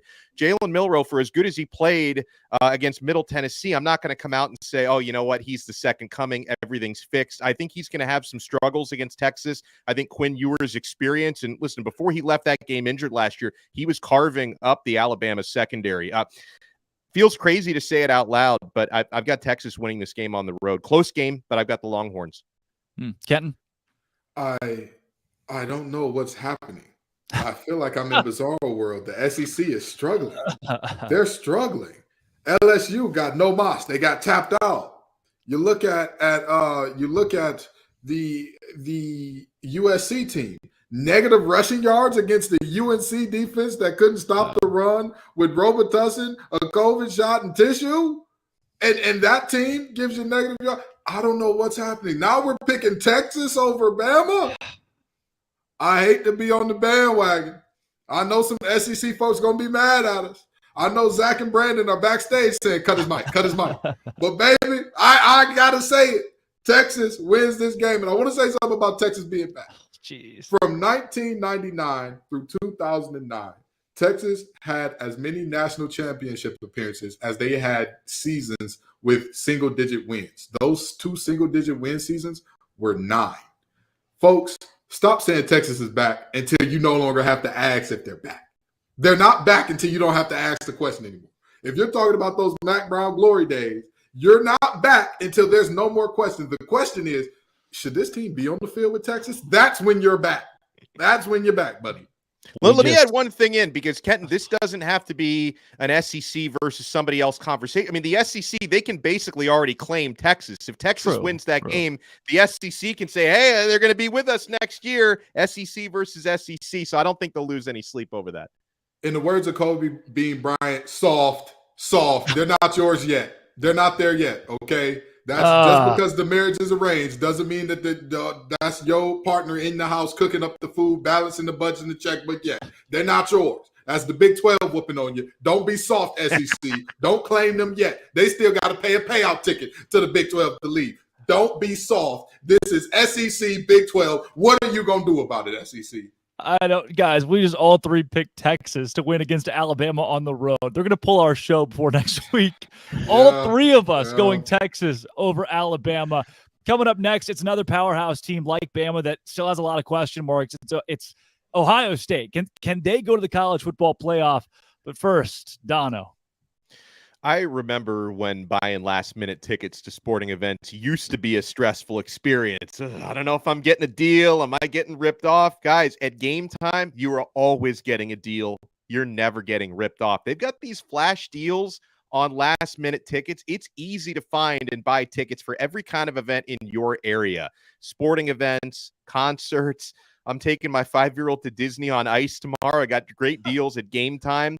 Lowest price guarantee. The game time guarantee means you'll always get the best price. If you find tickets in the same section and row for less, Game Time will credit you 110% of the difference, guys. So download the Game Time app, create an account, and use our code LOCKEDONCollege for $20 off your first purchase. Terms apply. Again, create an account and redeem code LOCKEDONCollege for $20 off. Download Game Time today. Last-minute tickets, lowest price, guaranteed. Wow, Dono, I didn't know you were taking Billy Napier to Disney on Ice. That's awesome. Guys, Hi, Billy. He's coming with me.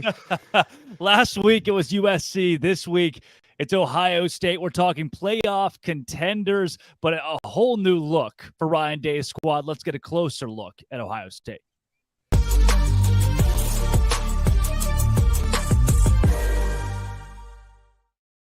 Jay Stevens of Locked On Buckeyes here on the College Football Kickoff live every Friday. Jay, let's talk Ohio State and the playoff chances for a team that played in a football game on Saturday, 23-3 against Indiana. Interesting we're having this conversation just a couple of days removed from whatever that was. Yeah, it's weird, man. That game there, I was there, and I am still kind of baffled by what we saw from Ryan Day. The offense expected a little bit more, expected them to not be conservative. Offensively, my expectations were higher to see better play from them than what we got. However, on defense, buddy, you hold any opponent to only 3 points. I don't care if it's a Big Ten opponent, FCS, it don't matter. You're doing something right, especially when the opposition is running a triple option, which you really didn't spend much time practicing that week leading up to the game. Got to give it to the defense because they really showed up and played Buckeye football like we expected them to. Yeah, when I look at the highlights, when I go back and watch this game and see the way Kyle McCord played, he played like a guy who's starting his first ever game at quarterback for Ohio State in a Big Ten game, too. He didn't get a Southeast Missouri in game one. He got another Big Ten team. How do you assess his performance on Saturday? Looks like a guy that's starting. Now, he wasn't his first start. He started, I think, a year ago or 2 years ago against Akron, but his first Big Ten start, which is also on the road. So it's like context is one thing. Akron's one opponent, a G5 school. Indiana's a Power 5 Big Ten school. It's still on the road. So, like, it's still tough. It's very, very tough, especially with the way Indiana's defense played. Their front seven played a whole lot better than expected. Number 44, Casey, and some other guys, Moore, number 20. They were making plays all day, making things hard for the Buckeyes offense. McCord looked like somebody who really kind of making his first start or first Big Ten start. Yeah. But there are ways for McCord to get better, like easy ways. I'm not talking about like, hey, bro, like you need to try to do a better job of working through your progression. Like, yes, that's a thing as a quarterback. But I think some of the throws that he missed that were either low or high or just outside of the outstretched arms of a receiver, those things can be fixed. We would have a different view on McCord's performance if he had some of those throws that were off, one to Fleming over the middle, one to Harrison Jr. that got called back due to Harrison Jr. stepping out of bounds. If those two throws are completions, we're looking at McCord's performance a whole lot different than we are now. The numbers are one thing. The play is another. But also I do think when you put all that together, McCord's quarterback who is starting week 2, and I do believe is the right guy going forward to start week 3, start against Notre Dame, and beyond. Jay Stevens is not falling for the overreaction Monday that everybody get. Backup quarterback's always the most popular guy in town after week 1, Jay. But this Ohio State team, Ryan Day, if they're going to make the college football playoff again this season, what has to go right? And is this a playoff caliber roster? Roster, yes. I think it's easily a playoff caliber roster. I don't think there's any question about that or any doubt in my mind that this roster is a playoff caliber roster. I think a lot of things have to look at the offense. That was not the conversation most people were having going into the season, but listeners of Locked On Buckeyes realized that the defense I thought would be okay. Offensively, new quarterback, what's the running back rotation? And even in week 2, I know what I think it should be. I don't know if the coaches have it set in stone what it will be Saturday against Youngstown State. Receivers, you got to get those guys involved. 3 of your 5 starting offensive linemen, they're new. You're going to have some growing pains early in the season. We saw those week 1. And so I do think for the Buckeyes to make the playoff once again, a lot of questions are on the offense. Defensively, I think they'll be fine. I think they'll be one of the surprising units in the Big Ten, maybe in the entire country, with how fundamentally sound they are week in and week out. But a lot of it goes to how quickly do you get things fixed with quarterback? How quickly does the offense get and stop playing conservative football? Do you beat Notre Dame? If you don't beat Notre Dame, your chances of going to the playoff go down drastically because you got Penn State at home.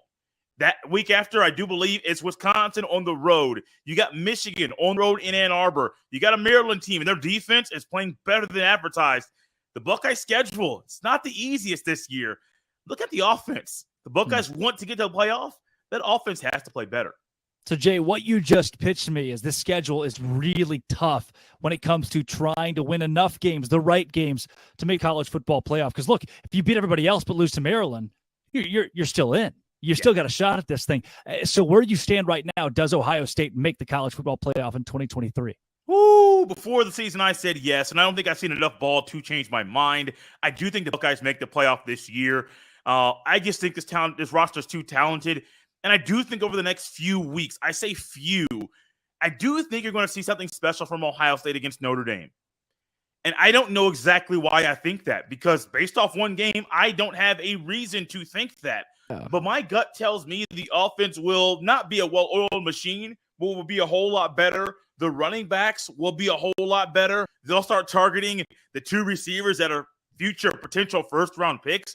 So I do think by Notre Dame week, the game plan is going to be tweaked drastically. The defense will play a whole lot better. The rotations will get tighter for that game, because in that game in South Bend, if you win that game on the road, night game on NBC, you're telling the world, hey, we know what happened week one. We know we got two lesser opponents week 2 and week 3, but this is Buckeye football. And Buckeye football shows up on the road and wins big games. So, yeah, I still have them in the playoff. That can change over the next few weeks, but I have not seen enough ball to change my prediction. Yeah, you're seeing a team grow up in real time here, Jay. And a lot of these playoff hopefuls, Georgia, another, need progression over the course of the season. We'll see if Ohio State can keep up with it. Jay, thanks for joining College Football Kickoff Live. No problem.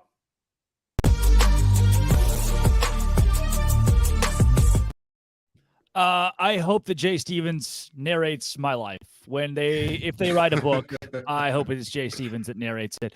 Guys, we have looked around the Big Ten. We've seen the Pac-12 and the Sunbelt. It is time for the big dogs. Let's go Conference Confidential. And we start with, wait a second. Something, there's a weird little thing in the script here. It says knock, knock.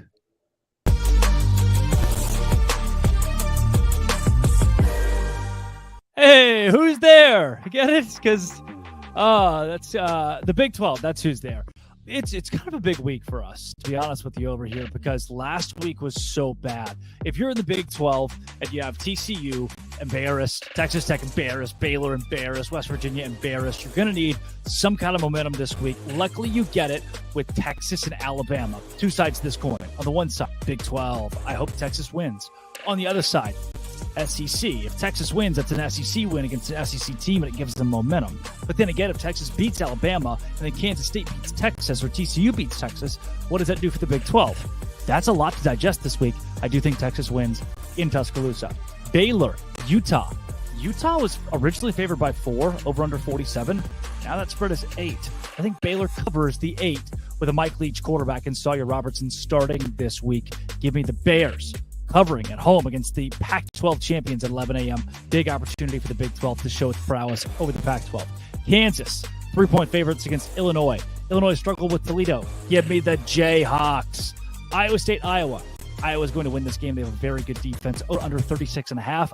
Take the under. Iowa -4 covers, though. Like final score 20-13. SMU, Oklahoma. Who cares? Pittsburgh, Cincinnati. I guess Cincy, Emory Jones is not that bad of a quarterback. So if you're a Pittsburgh fan, you think, easy win. Not so fast, my friend. Not so fast, my friend. Cincinnati's got a couple of All-Americans, one of the defensive line. So I think they give them a run for their money. Pitt probably wins the game.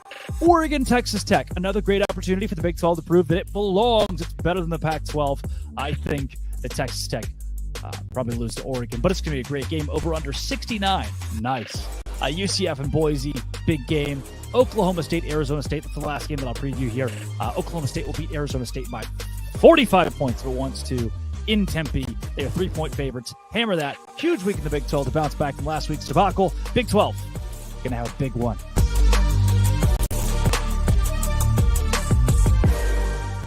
What's happening, everybody? Chris Gordy here from Locked On SEC. We got some big non-conference games in week 2 for the SEC. We start with number 20, Ole Miss at number 24, Tulane. A danger spot here for Lane Kiffin, the Ole Miss Rebels. Tulane quarterback Michael Pratt was near perfect last week in that win over South Alabama. Ole Miss, they hung 73 on Mercer last week, but this will be a much tougher test. Ullman Stadium is going to be loud. It's a small stadium, but those New Orleans fans are going to be drunk and fired up. And look, danger spot here for Ole Miss. I think Ole Miss wins in a close one. Quinshon Judkins in that run game wear them down in the second half. But keep in mind, Tulane is just a few months removed from beating the Heisman Trophy winner Caleb Williams and USC in the Cotton Bowl. So a dangerous spot there for Ole Miss. Next up, we got number 23, Texas A&M at Miami. Tough early test for the Aggies. They passed the smell test in week 1 with a ton of offense against New Mexico. The Bobby Petrino experiment appears to be working, but I almost consider this a must-win for Jimbo Fisher in week 2. If they lose this game, guess what's going to happen? You're going to start hearing talk of the buyout money again. Oh, the Petrino experiment's not working. What are they going to do? I think A&M wins, and I think they cover the 4 points out there at Miami. I just feel like Connor Wegman looked so much better last week. 5 touchdown passes. I think he had all of 8 last year. Much better, much improved Texas A&M team. I think they get it done in Miami. Auburn is out at Cal. That one's intriguing. We get to see what Hugh Freeze has in store going out to the West Coast. Jaden Ati, Cal running back, talking some trash this week about Auburn, but I think the Tigers get it done, especially if their running back Jarquez Hunter is back out there this week for Auburn. And then lastly, the game of the week, it is Texas at Alabama, a rematch of the game last year where Alabama gutted out a 20-19 win, but Bryce Young is gone. Enter Jalen Milroe. We saw him look really good last week as the new Alabama quarterback, but it was against Middle Tennessee State. What does he look like against the speed of Texas? Going to be interesting, especially that Alabama defense going up against those Texas receivers. Quinn Ewers, he was having a day before he got knocked out of that game a year ago. So big game here for Alabama. I think they get it done at home as a 7-point favorite in Tuscaloosa. Look, Nick Saban's only lost 5 games at home since 2010, and 3 of those were special Heisman performances when you consider Johnny Manziel, Cam Newton, and Joe Burrow. If Quinn Ewers plays Heisman-level football, they'll pull off the upset, but I think Alabama wins and wins at home.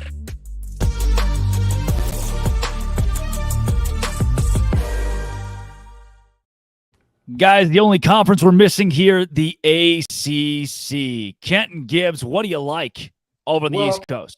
Well, I know that y'all, didn't get the ACC's conference confidential because y'all wanted to hear me and Donald talk about this thing on there since we got 2 ACC guys here.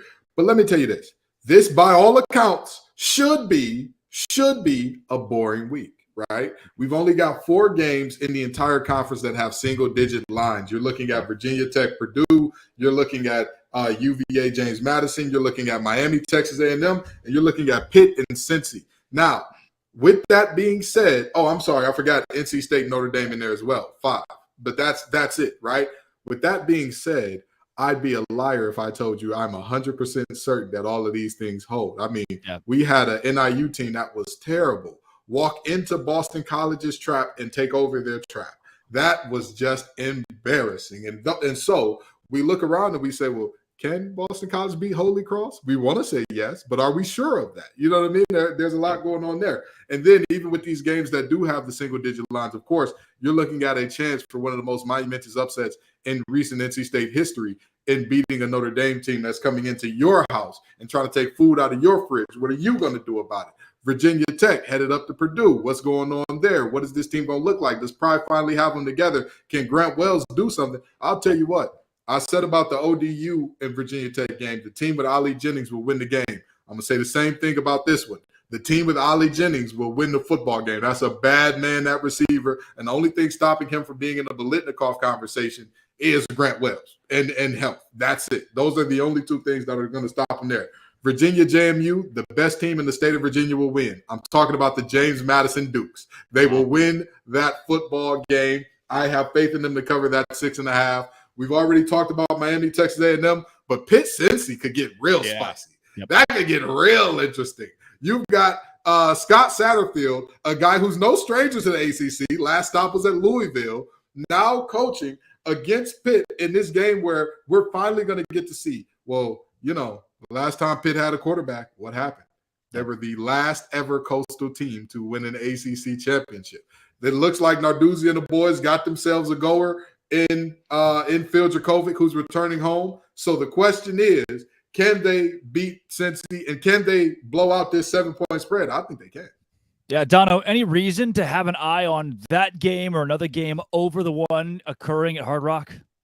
Well, also, I think North Carolina is going to win, but it's always interesting when a Power 5 team matched up against Appalachian State is favored by 19 points, because we know how that narrative for the Mountaineers has gone over the years, what they did every time. Texas Former A&M. Michigan fan here. Yeah. I've seen it. So it's all. So you look at that. It's like, yeah, is UNC the better team? Is Drake May one of the top quarterbacks in the country? Yes, but the Mountaineers have that kind of history.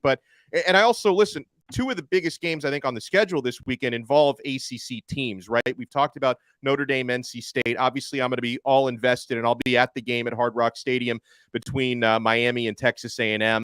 And that's a really spicy one, guys, because, Chris Gordy, by the way, his bobblehead collection is everything. I was in awe of that. But he fairly brought up the Jimbo Fisher narratives because he's been in College Station. What is this, year 7 for him at College Station, Texas? And if they don't pull off that win at Hard Rock Stadium, folks are going to start talking about that buyout.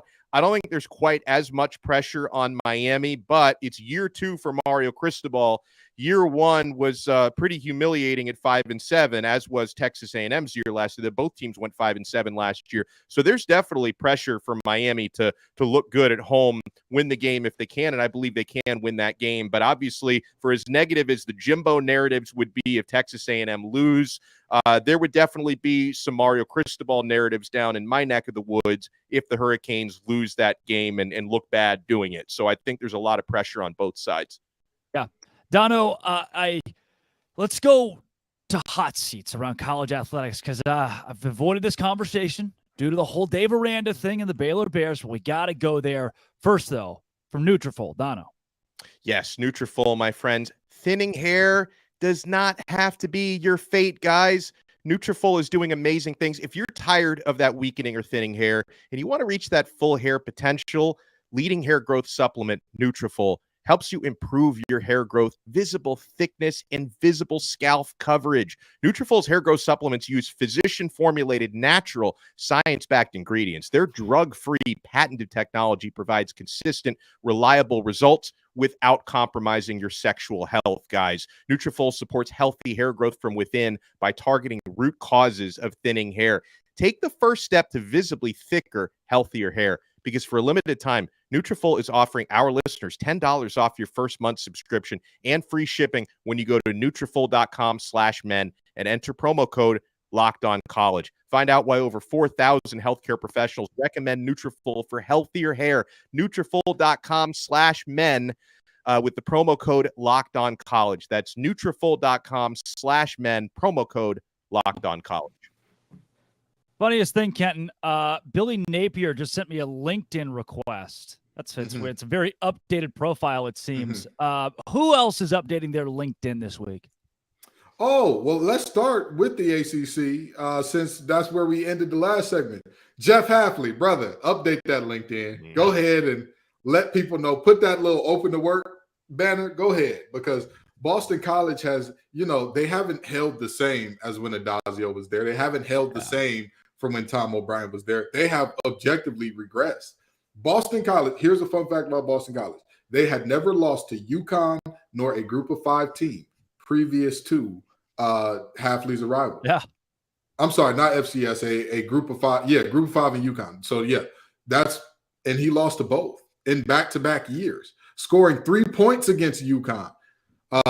Hafley, brother, go ahead. Hey, listen, I'm going to tell you this. Athletic director, Mr. Blake, you go ahead.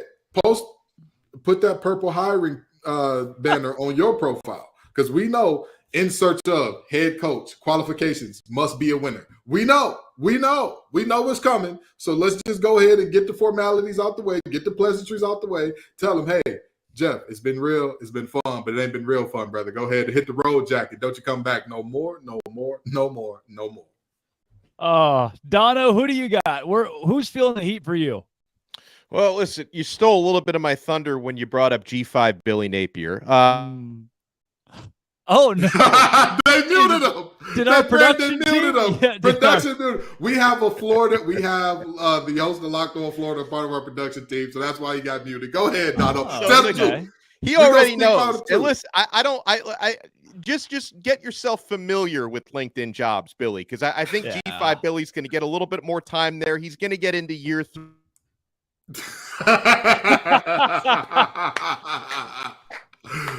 Dono, it's weird. Your mic's not working. Yeah, they can't mute the truth, Dono. Tell the truth on them. Tell them folks the truth. Bullying is working on me in this case, because I also want to remind folks that I don't know if Dabo Swinney even knows what the internet is, because he's so behind on everything else when it comes to NIL, recruiting policies. But if someone can direct Dabo to a computer, you might want to at least complete a LinkedIn profile. Okay. Just complete that profile, because if the Tigers don't get back on track after getting blown out by Duke, he might need to spruce up that resume a little bit and log on to LinkedIn Jobs. Now, wait a minute. In Dabo's defense, and I hate to say this, because you're making me defend Dabo all willy-nilly. That hurts my pride. Friday's supposed to be a good day for me, Dono. Friday's supposed to be a great day, but here you go. Got me defending Dabo. Dabo has the type of leash where he can afford one actual down year. Because last year, everybody said, oh, that's a down year. No. That was a down year for Clemson. That wasn't actually a down year.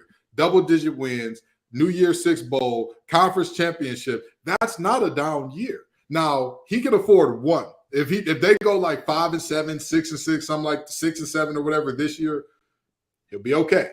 You do that again, and don't worry about it. You know, he don't even got to update his LinkedIn. Just going down there and try coaching those receivers in Tuscaloosa for a while. You know, I know that they got a carousel of former great coaches that are about to get churned back out. So that may be Dabo's fate. But I think for now, his seat is a little warm, but I'm not ready to say it's hot. You know, some of these coaches, their seats are hot as fish grease. I'm looking at you up in Minnesota. They ain't liking rowing the boat, brother. If you don't show and prove something against the teams you got coming up here, you know, you're going to be looking at some problems. So I'm just saying. Throw a little PJ Fleck out there. Yeah, Fleck got to get it. Fleck got to be in on it. I want to, I don't know how to react. How often do you see a head coach cry on the sidelines in the middle of a game? Yeah. I mean, there's the one human side of me that thinks, guy's probably going through the ringer right now. And then the other side that thinks, we can't do that. We cannot cry on our sideline. Butch Jones at Arkansas State actually took a shot at Tennessee fans this week. He was like, oh, yeah, all the pressure on me is not even coming from our fan base. It's coming from, effectively, he insinuated Tennessee. It's like, Butch, everything you could say, you have just done a terrible job, and you cried on the sidelines in a 73-0 loss. Him and Neil Brown are tied for the hottest seat, though Neil is so fired that he doesn't have to cry, because he's just like, all right, all right, where am I going to be? Where am I going to be next? And then maybe the greatest jaunt into the hot seat conversation of all time, Dave Aranda, just not there. And then this week it's like, oh, well, I guess I got to fire him. In the span of 24 hours, it went from, guys won a Sugar Bowl and a Big 12 championship. What are we talking about? To, this could be a 1-5 start. Dave Aranda's gone. Jeff Grimes, the offensive coordinator, is the new interim head coach. And the Big 12 has a couple of guys that are fired after this season. What seemed like a one-seat, hot seat conference is now 2 after Dave Aranda lost to Texas State. But guys, it's time to whip around some of the poppiest, biggest headlines in all of college football. We'll take you around the nation with our czar of Locked On College. We have Heisman. Do we have a Heisman frontrunner already? Is it over in Colorado? Zach Blackerby, let's go.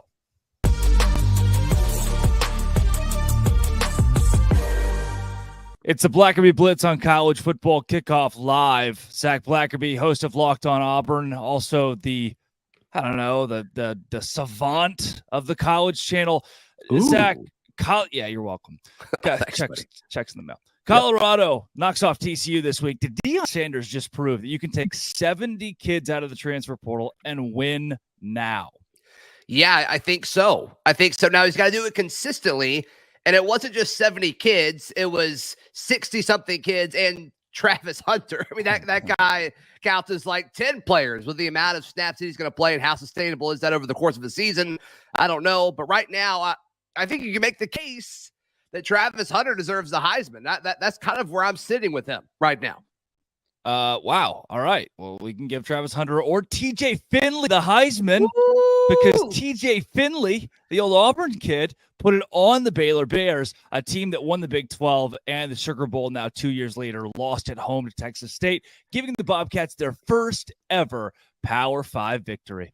Unbelievable.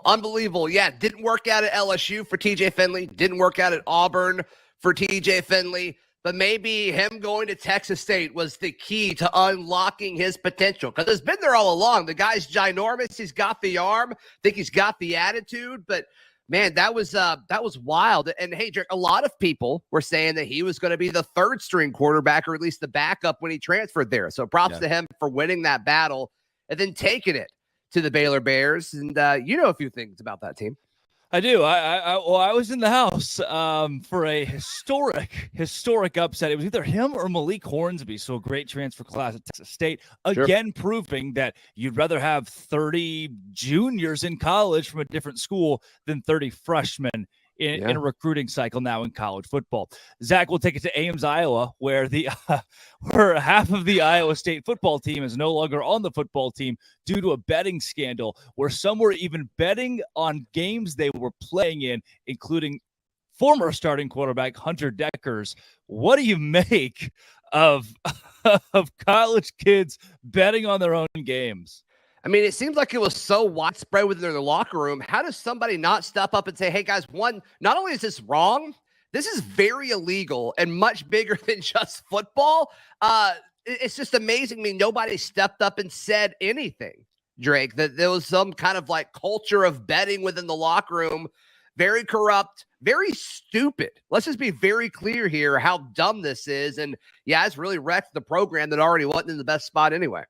Now, if you are not a college football player, you can go to FanDuel, which is a proud betting sponsor and partner of the Locked On Podcast Network. That's right.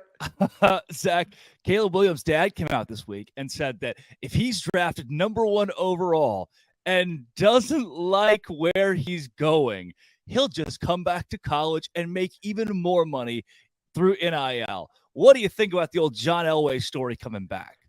Well, he's getting money, from Nissan because of the Heisman House? He's getting money from Dr. Pepper. It seems like that commercial's on my TV every time a football game goes to a commercial break. So I'm sure he's being well taken care of. And I think this is some of the beauty of NIL. I think we saw it most impact college baseball when a lot of guys chose to not go play in the minors for $20,000 a year, when instead they can make $20,000 a year and also have all this access, to the college facilities. I think you're going to see some guys say, no, my gig right now is better than if I were to go to the NFL. And I think you're going to see it more in the later rounds. It's kind of interesting seeing it with a potential number 1 overall pick. But when you win the Heisman, you get that cheddar from more than just your school's collective, Drake. And I think, I don't know if he's going to necessarily make more in college, but look, I don't know if I'd want to go play for the Cardinals either. So I do not blame Caleb Williams if this is all true. Well, look at Deion Sanders at Colorado. He gets the win at quarterback, and now he's multi-millionaire through NIL, making more money than Joe Burrow's base this season. Does that show, hey, look, we're at an age, the longer you stay in college, the better if you're that guy? Yeah, if you're that guy, it's all about, the name, image, and likeness. I think NIL shifted to, almost some pay for play with all these collectives popping up. But it is more than that. At the core of it, it is still about NIL. And these folks that are making a lot of money, I cover Auburn, Swinney Lee, the best gymnast in the world. She's a gold medalist, for the most recent Olympics. She made a ton of money, but it really wasn't from Auburn. It was from Dancing with the Stars and all these other big brands that partnered with her. And if you're that big, you deserve that sort of money. And you probably have more freedom to do that at the college level than you would in the NFL. Couple more, Zach. We'll take you back out to the South. Clemson Tigers got Yikes. drubbed by the Duke Blue Devils. Yikes. And Dabo is in Spain without the S. What do we do about Dabo Swinney? I think you got to start asking the question, if he doesn't have the best quarterback in the country, how good of a coach is he actually? I mean, this is a guy who had loaded teams with Taj Boyd, and he was throwing to guys like DeAndre Hopkins and Markevius Bryant, I believe, was on that team as well. Andre Ellington, and they couldn't get it done with that roster. But hey, Trevor Lawrence was really, really good. Deshaun Watson was really, really good. Kind of makes you wonder, if he doesn't have the best quarterback in college football, how good of a coach is he? Chad Morris is on staff. That's all you need to know. Zach Oh my Blackerby. gosh. Chad Why do Morris, people keep hiring him? It doesn't make any special sense. offensive assistant at Clemson. Last but not least, you sent me this name incorrectly when you texted it to me. It's not Jaden Ott. It's Jaden Ott of Cal. The Bears said the name Auburn means nothing. Zach, it's your one Auburn headline of the week. I appreciate it. Are you fearful of the Cal Bears this week? I'm not. I'm actually less fearful after he's kind of shooting his shot. Does he not know that he plays for Cal? This is a team that hasn't had a winning conference record, I think, since 2009. They haven't won a national championship since 1937. Like, what are we doing here? You play for Cal. You were just like not in a conference a week ago because nobody else wanted you. And you're having to stoop to the level of joining a conference where the rest of the schools are 12 hours away from you because you don't really have a say in the matter. So we'll certainly see. It's going to be the latest kickoff in Auburn football history. I think that may impact the Tigers, unfortunately. But look, I'm all for it. We're not going to get a whole lot of opportunities for this. ACC After Dark. How about that? Gross. That's Zach Blackerby, host of Locked On Auburn and the savant, the Locked On College Football Podcast, right here on College Football Kickoff Live.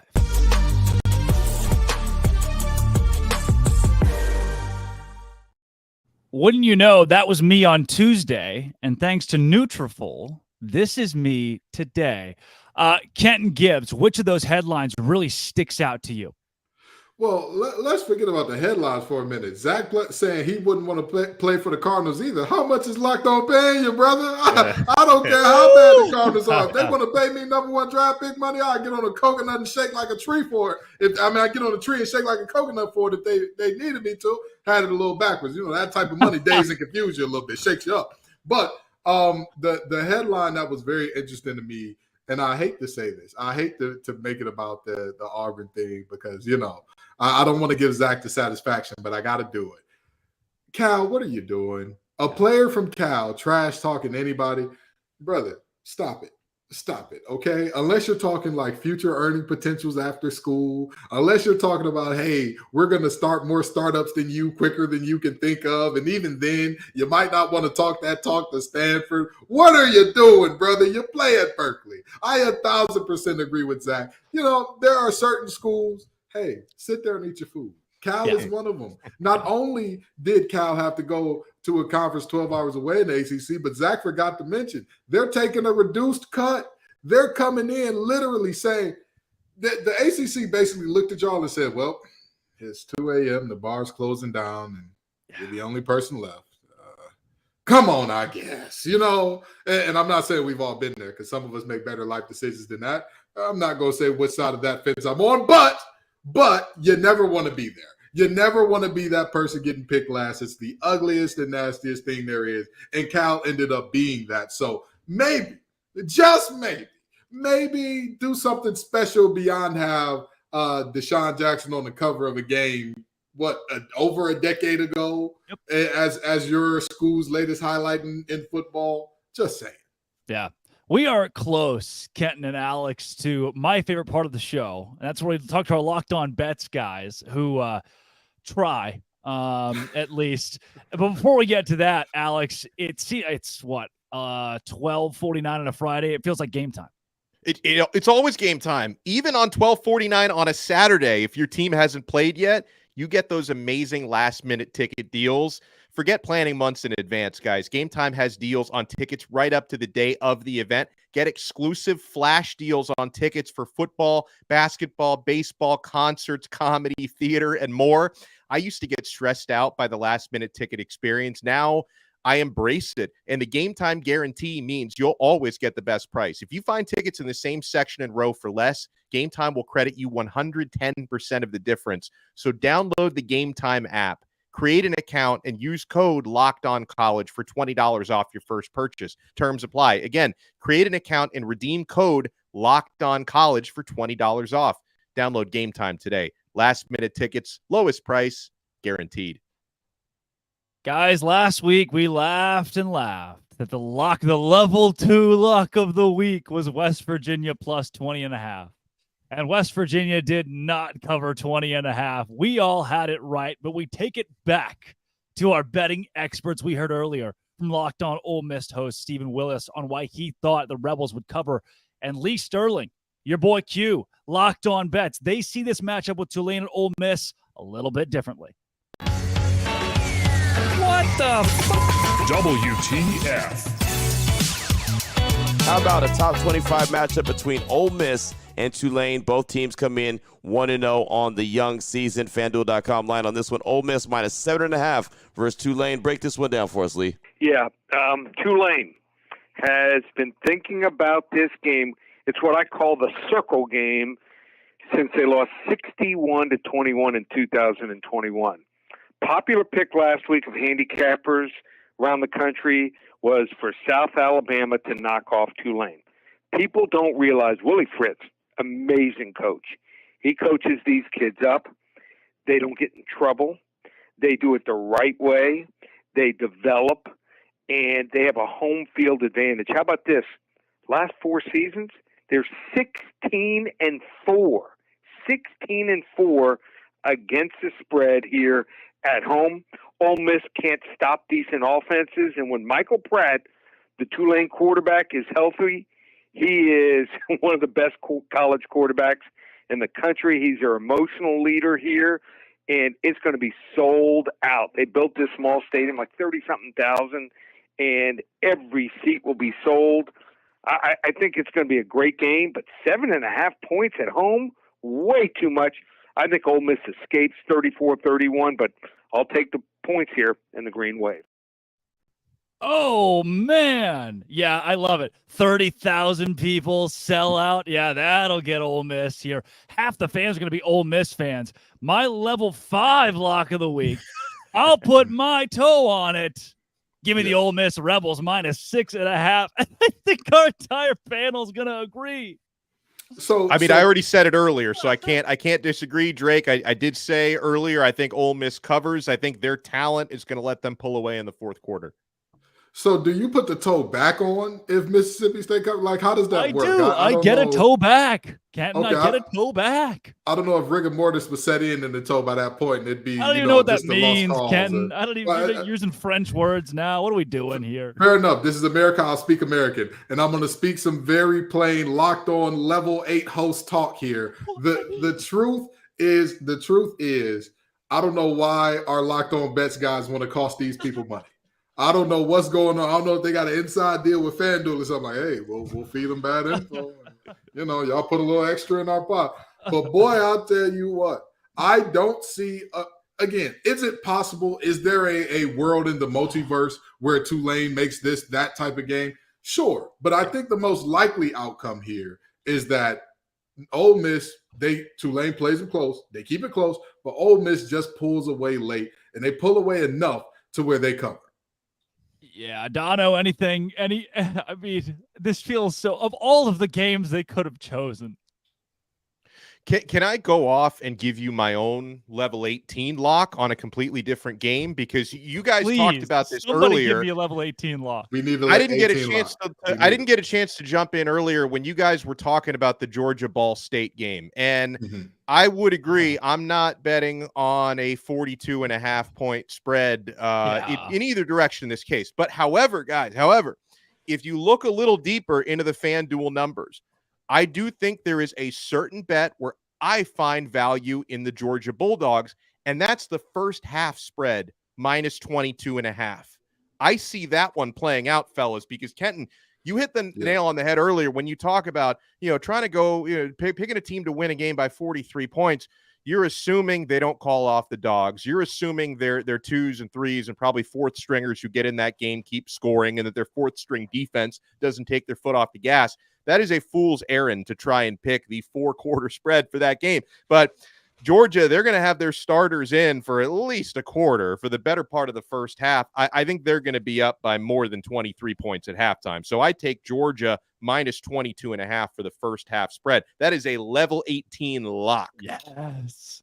I love it, guys. There are a few in the Big 12 that I really enjoy this week, like Kansas State hosting Troy. I don't think Troy's a bad Sunbelt team, but 16.5 for a home team that I think could win the league. It's one of those 11 a.m. snoozers that ends 31-14. I don't know if it's a total blowout, but they're at least going to cover 16.5. And then I've started as I've picked apart where this league is. The one game that I keep coming back to is Alabama, Texas. So if I do need to pick one game, I've lost my left pinky toe, but it is on ice. I have it right here. If I could reattach it, I will reattach it with my level 18 lock this week. The Texas Longhorns plus 7. Some say 7.5. I would wait till kickoff because it keeps moving in the Bama direction. I'm going Texas plus 7.5. My left toe, rusted knife once again in hand, tetanus shot in the other. There it is. There it is. And look, you can see on my left foot, you can see my heels. I have been breaking those in the last few days. Kenton Gibbs, what's your lock of the week? Boy, I know that Rex Ryan is excited to watch this show now. But so I don't have a level 18 lock. I'm not as confident as y'all, but I'll give you a level 9 lock. By the way, for folks watching, it's level 1 through 3 lock, by the way. So these numbers that we're throwing out, completely fanatical, but that's who we are. I've talked about the James Madison and Virginia game already, but I want to dig deeper into that. Last year, James Madison was one of the best run-stopping teams in all of college football. The only team that stopped the run at a higher clip than them or better than they did last year was some team that plays in Athena or Athens or something like that, some Bulldogs or something. I don't know. They're not the Dukes. That's all I know. And that team is going to be looking at a Virginia team that, objectively speaking, the wide receiver talent isn't really there. The best thing that they've got is a running back core that's fairly deep and all that. And when I look at that matchup, I say to myself, 6.5 is generous, because if James Madison wins by a touchdown, they get this thing done. I'm going to give you a direct quote from Tony Elliott last week. Us playing this game is a win.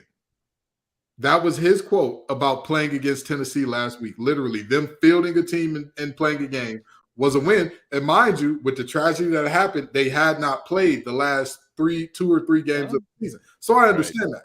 But with that being said, James Madison ain't going to feel sorry for you, buddy. That's not, there's no moral victories. There's no show up and we're happy for James Madison. James Madison going to show up and say, this is our state. We got to prove that this is our state. And we'll see the Dukes do more than put their Dukes up and win this one handily. I love it. 2-minute warning, guys. 30 seconds. Dono, your biggest take this weekend. My biggest take this weekend is that I don't hear Miami getting a whole lot of respect. I mean, I guess it's not too surprised that the Locked On Aggies host is going to pick Texas A&M to cover. Yeah. Chris Gordy, he's caping up for the SEC. He's got Texas A&M covering no problem. I am really, really curious to see how that game between Miami and Texas A&M plays out at 3:30 p.m. tomorrow at Hard Rock Stadium. But, this reminds me, we had a conversation about Colorado and all the new scholarship players. 30 seconds, Dono. All right. Well, Miami's got a much different roster this year, and I think it's going to be a much different game. Kenton Gibbs, he cut into your time. 28 seconds. SEC, this is your weekend to redeem yourself out of conference. If y'all get embarrassed by the Power 5 conferences you play again, y'all got to change the slogan. It can't just mean more if y'all are sitting up here losing to UNC, getting whooped on by Florida State, losing to Miami, losing to everybody and their mama, Utah, without Cam Rising. And don't cut me off, Brandon. You can't have that and say it means more. Boom. The Big 12. Texas Tech beats Oregon. Baylor beats Utah. Texas beats Alabama. The trifecta to cover up a terrible weekend last weekend, and I'm not biased. Neither is Alex Dono of Locked On Canes. Kenton Gibbs Kenton Gibbs of Locked On ACC, and I'm Drake Toll of Locked On Big 12. This has been College Football Kickoff Live. Thank you for making it your lunchtime listen every single Friday.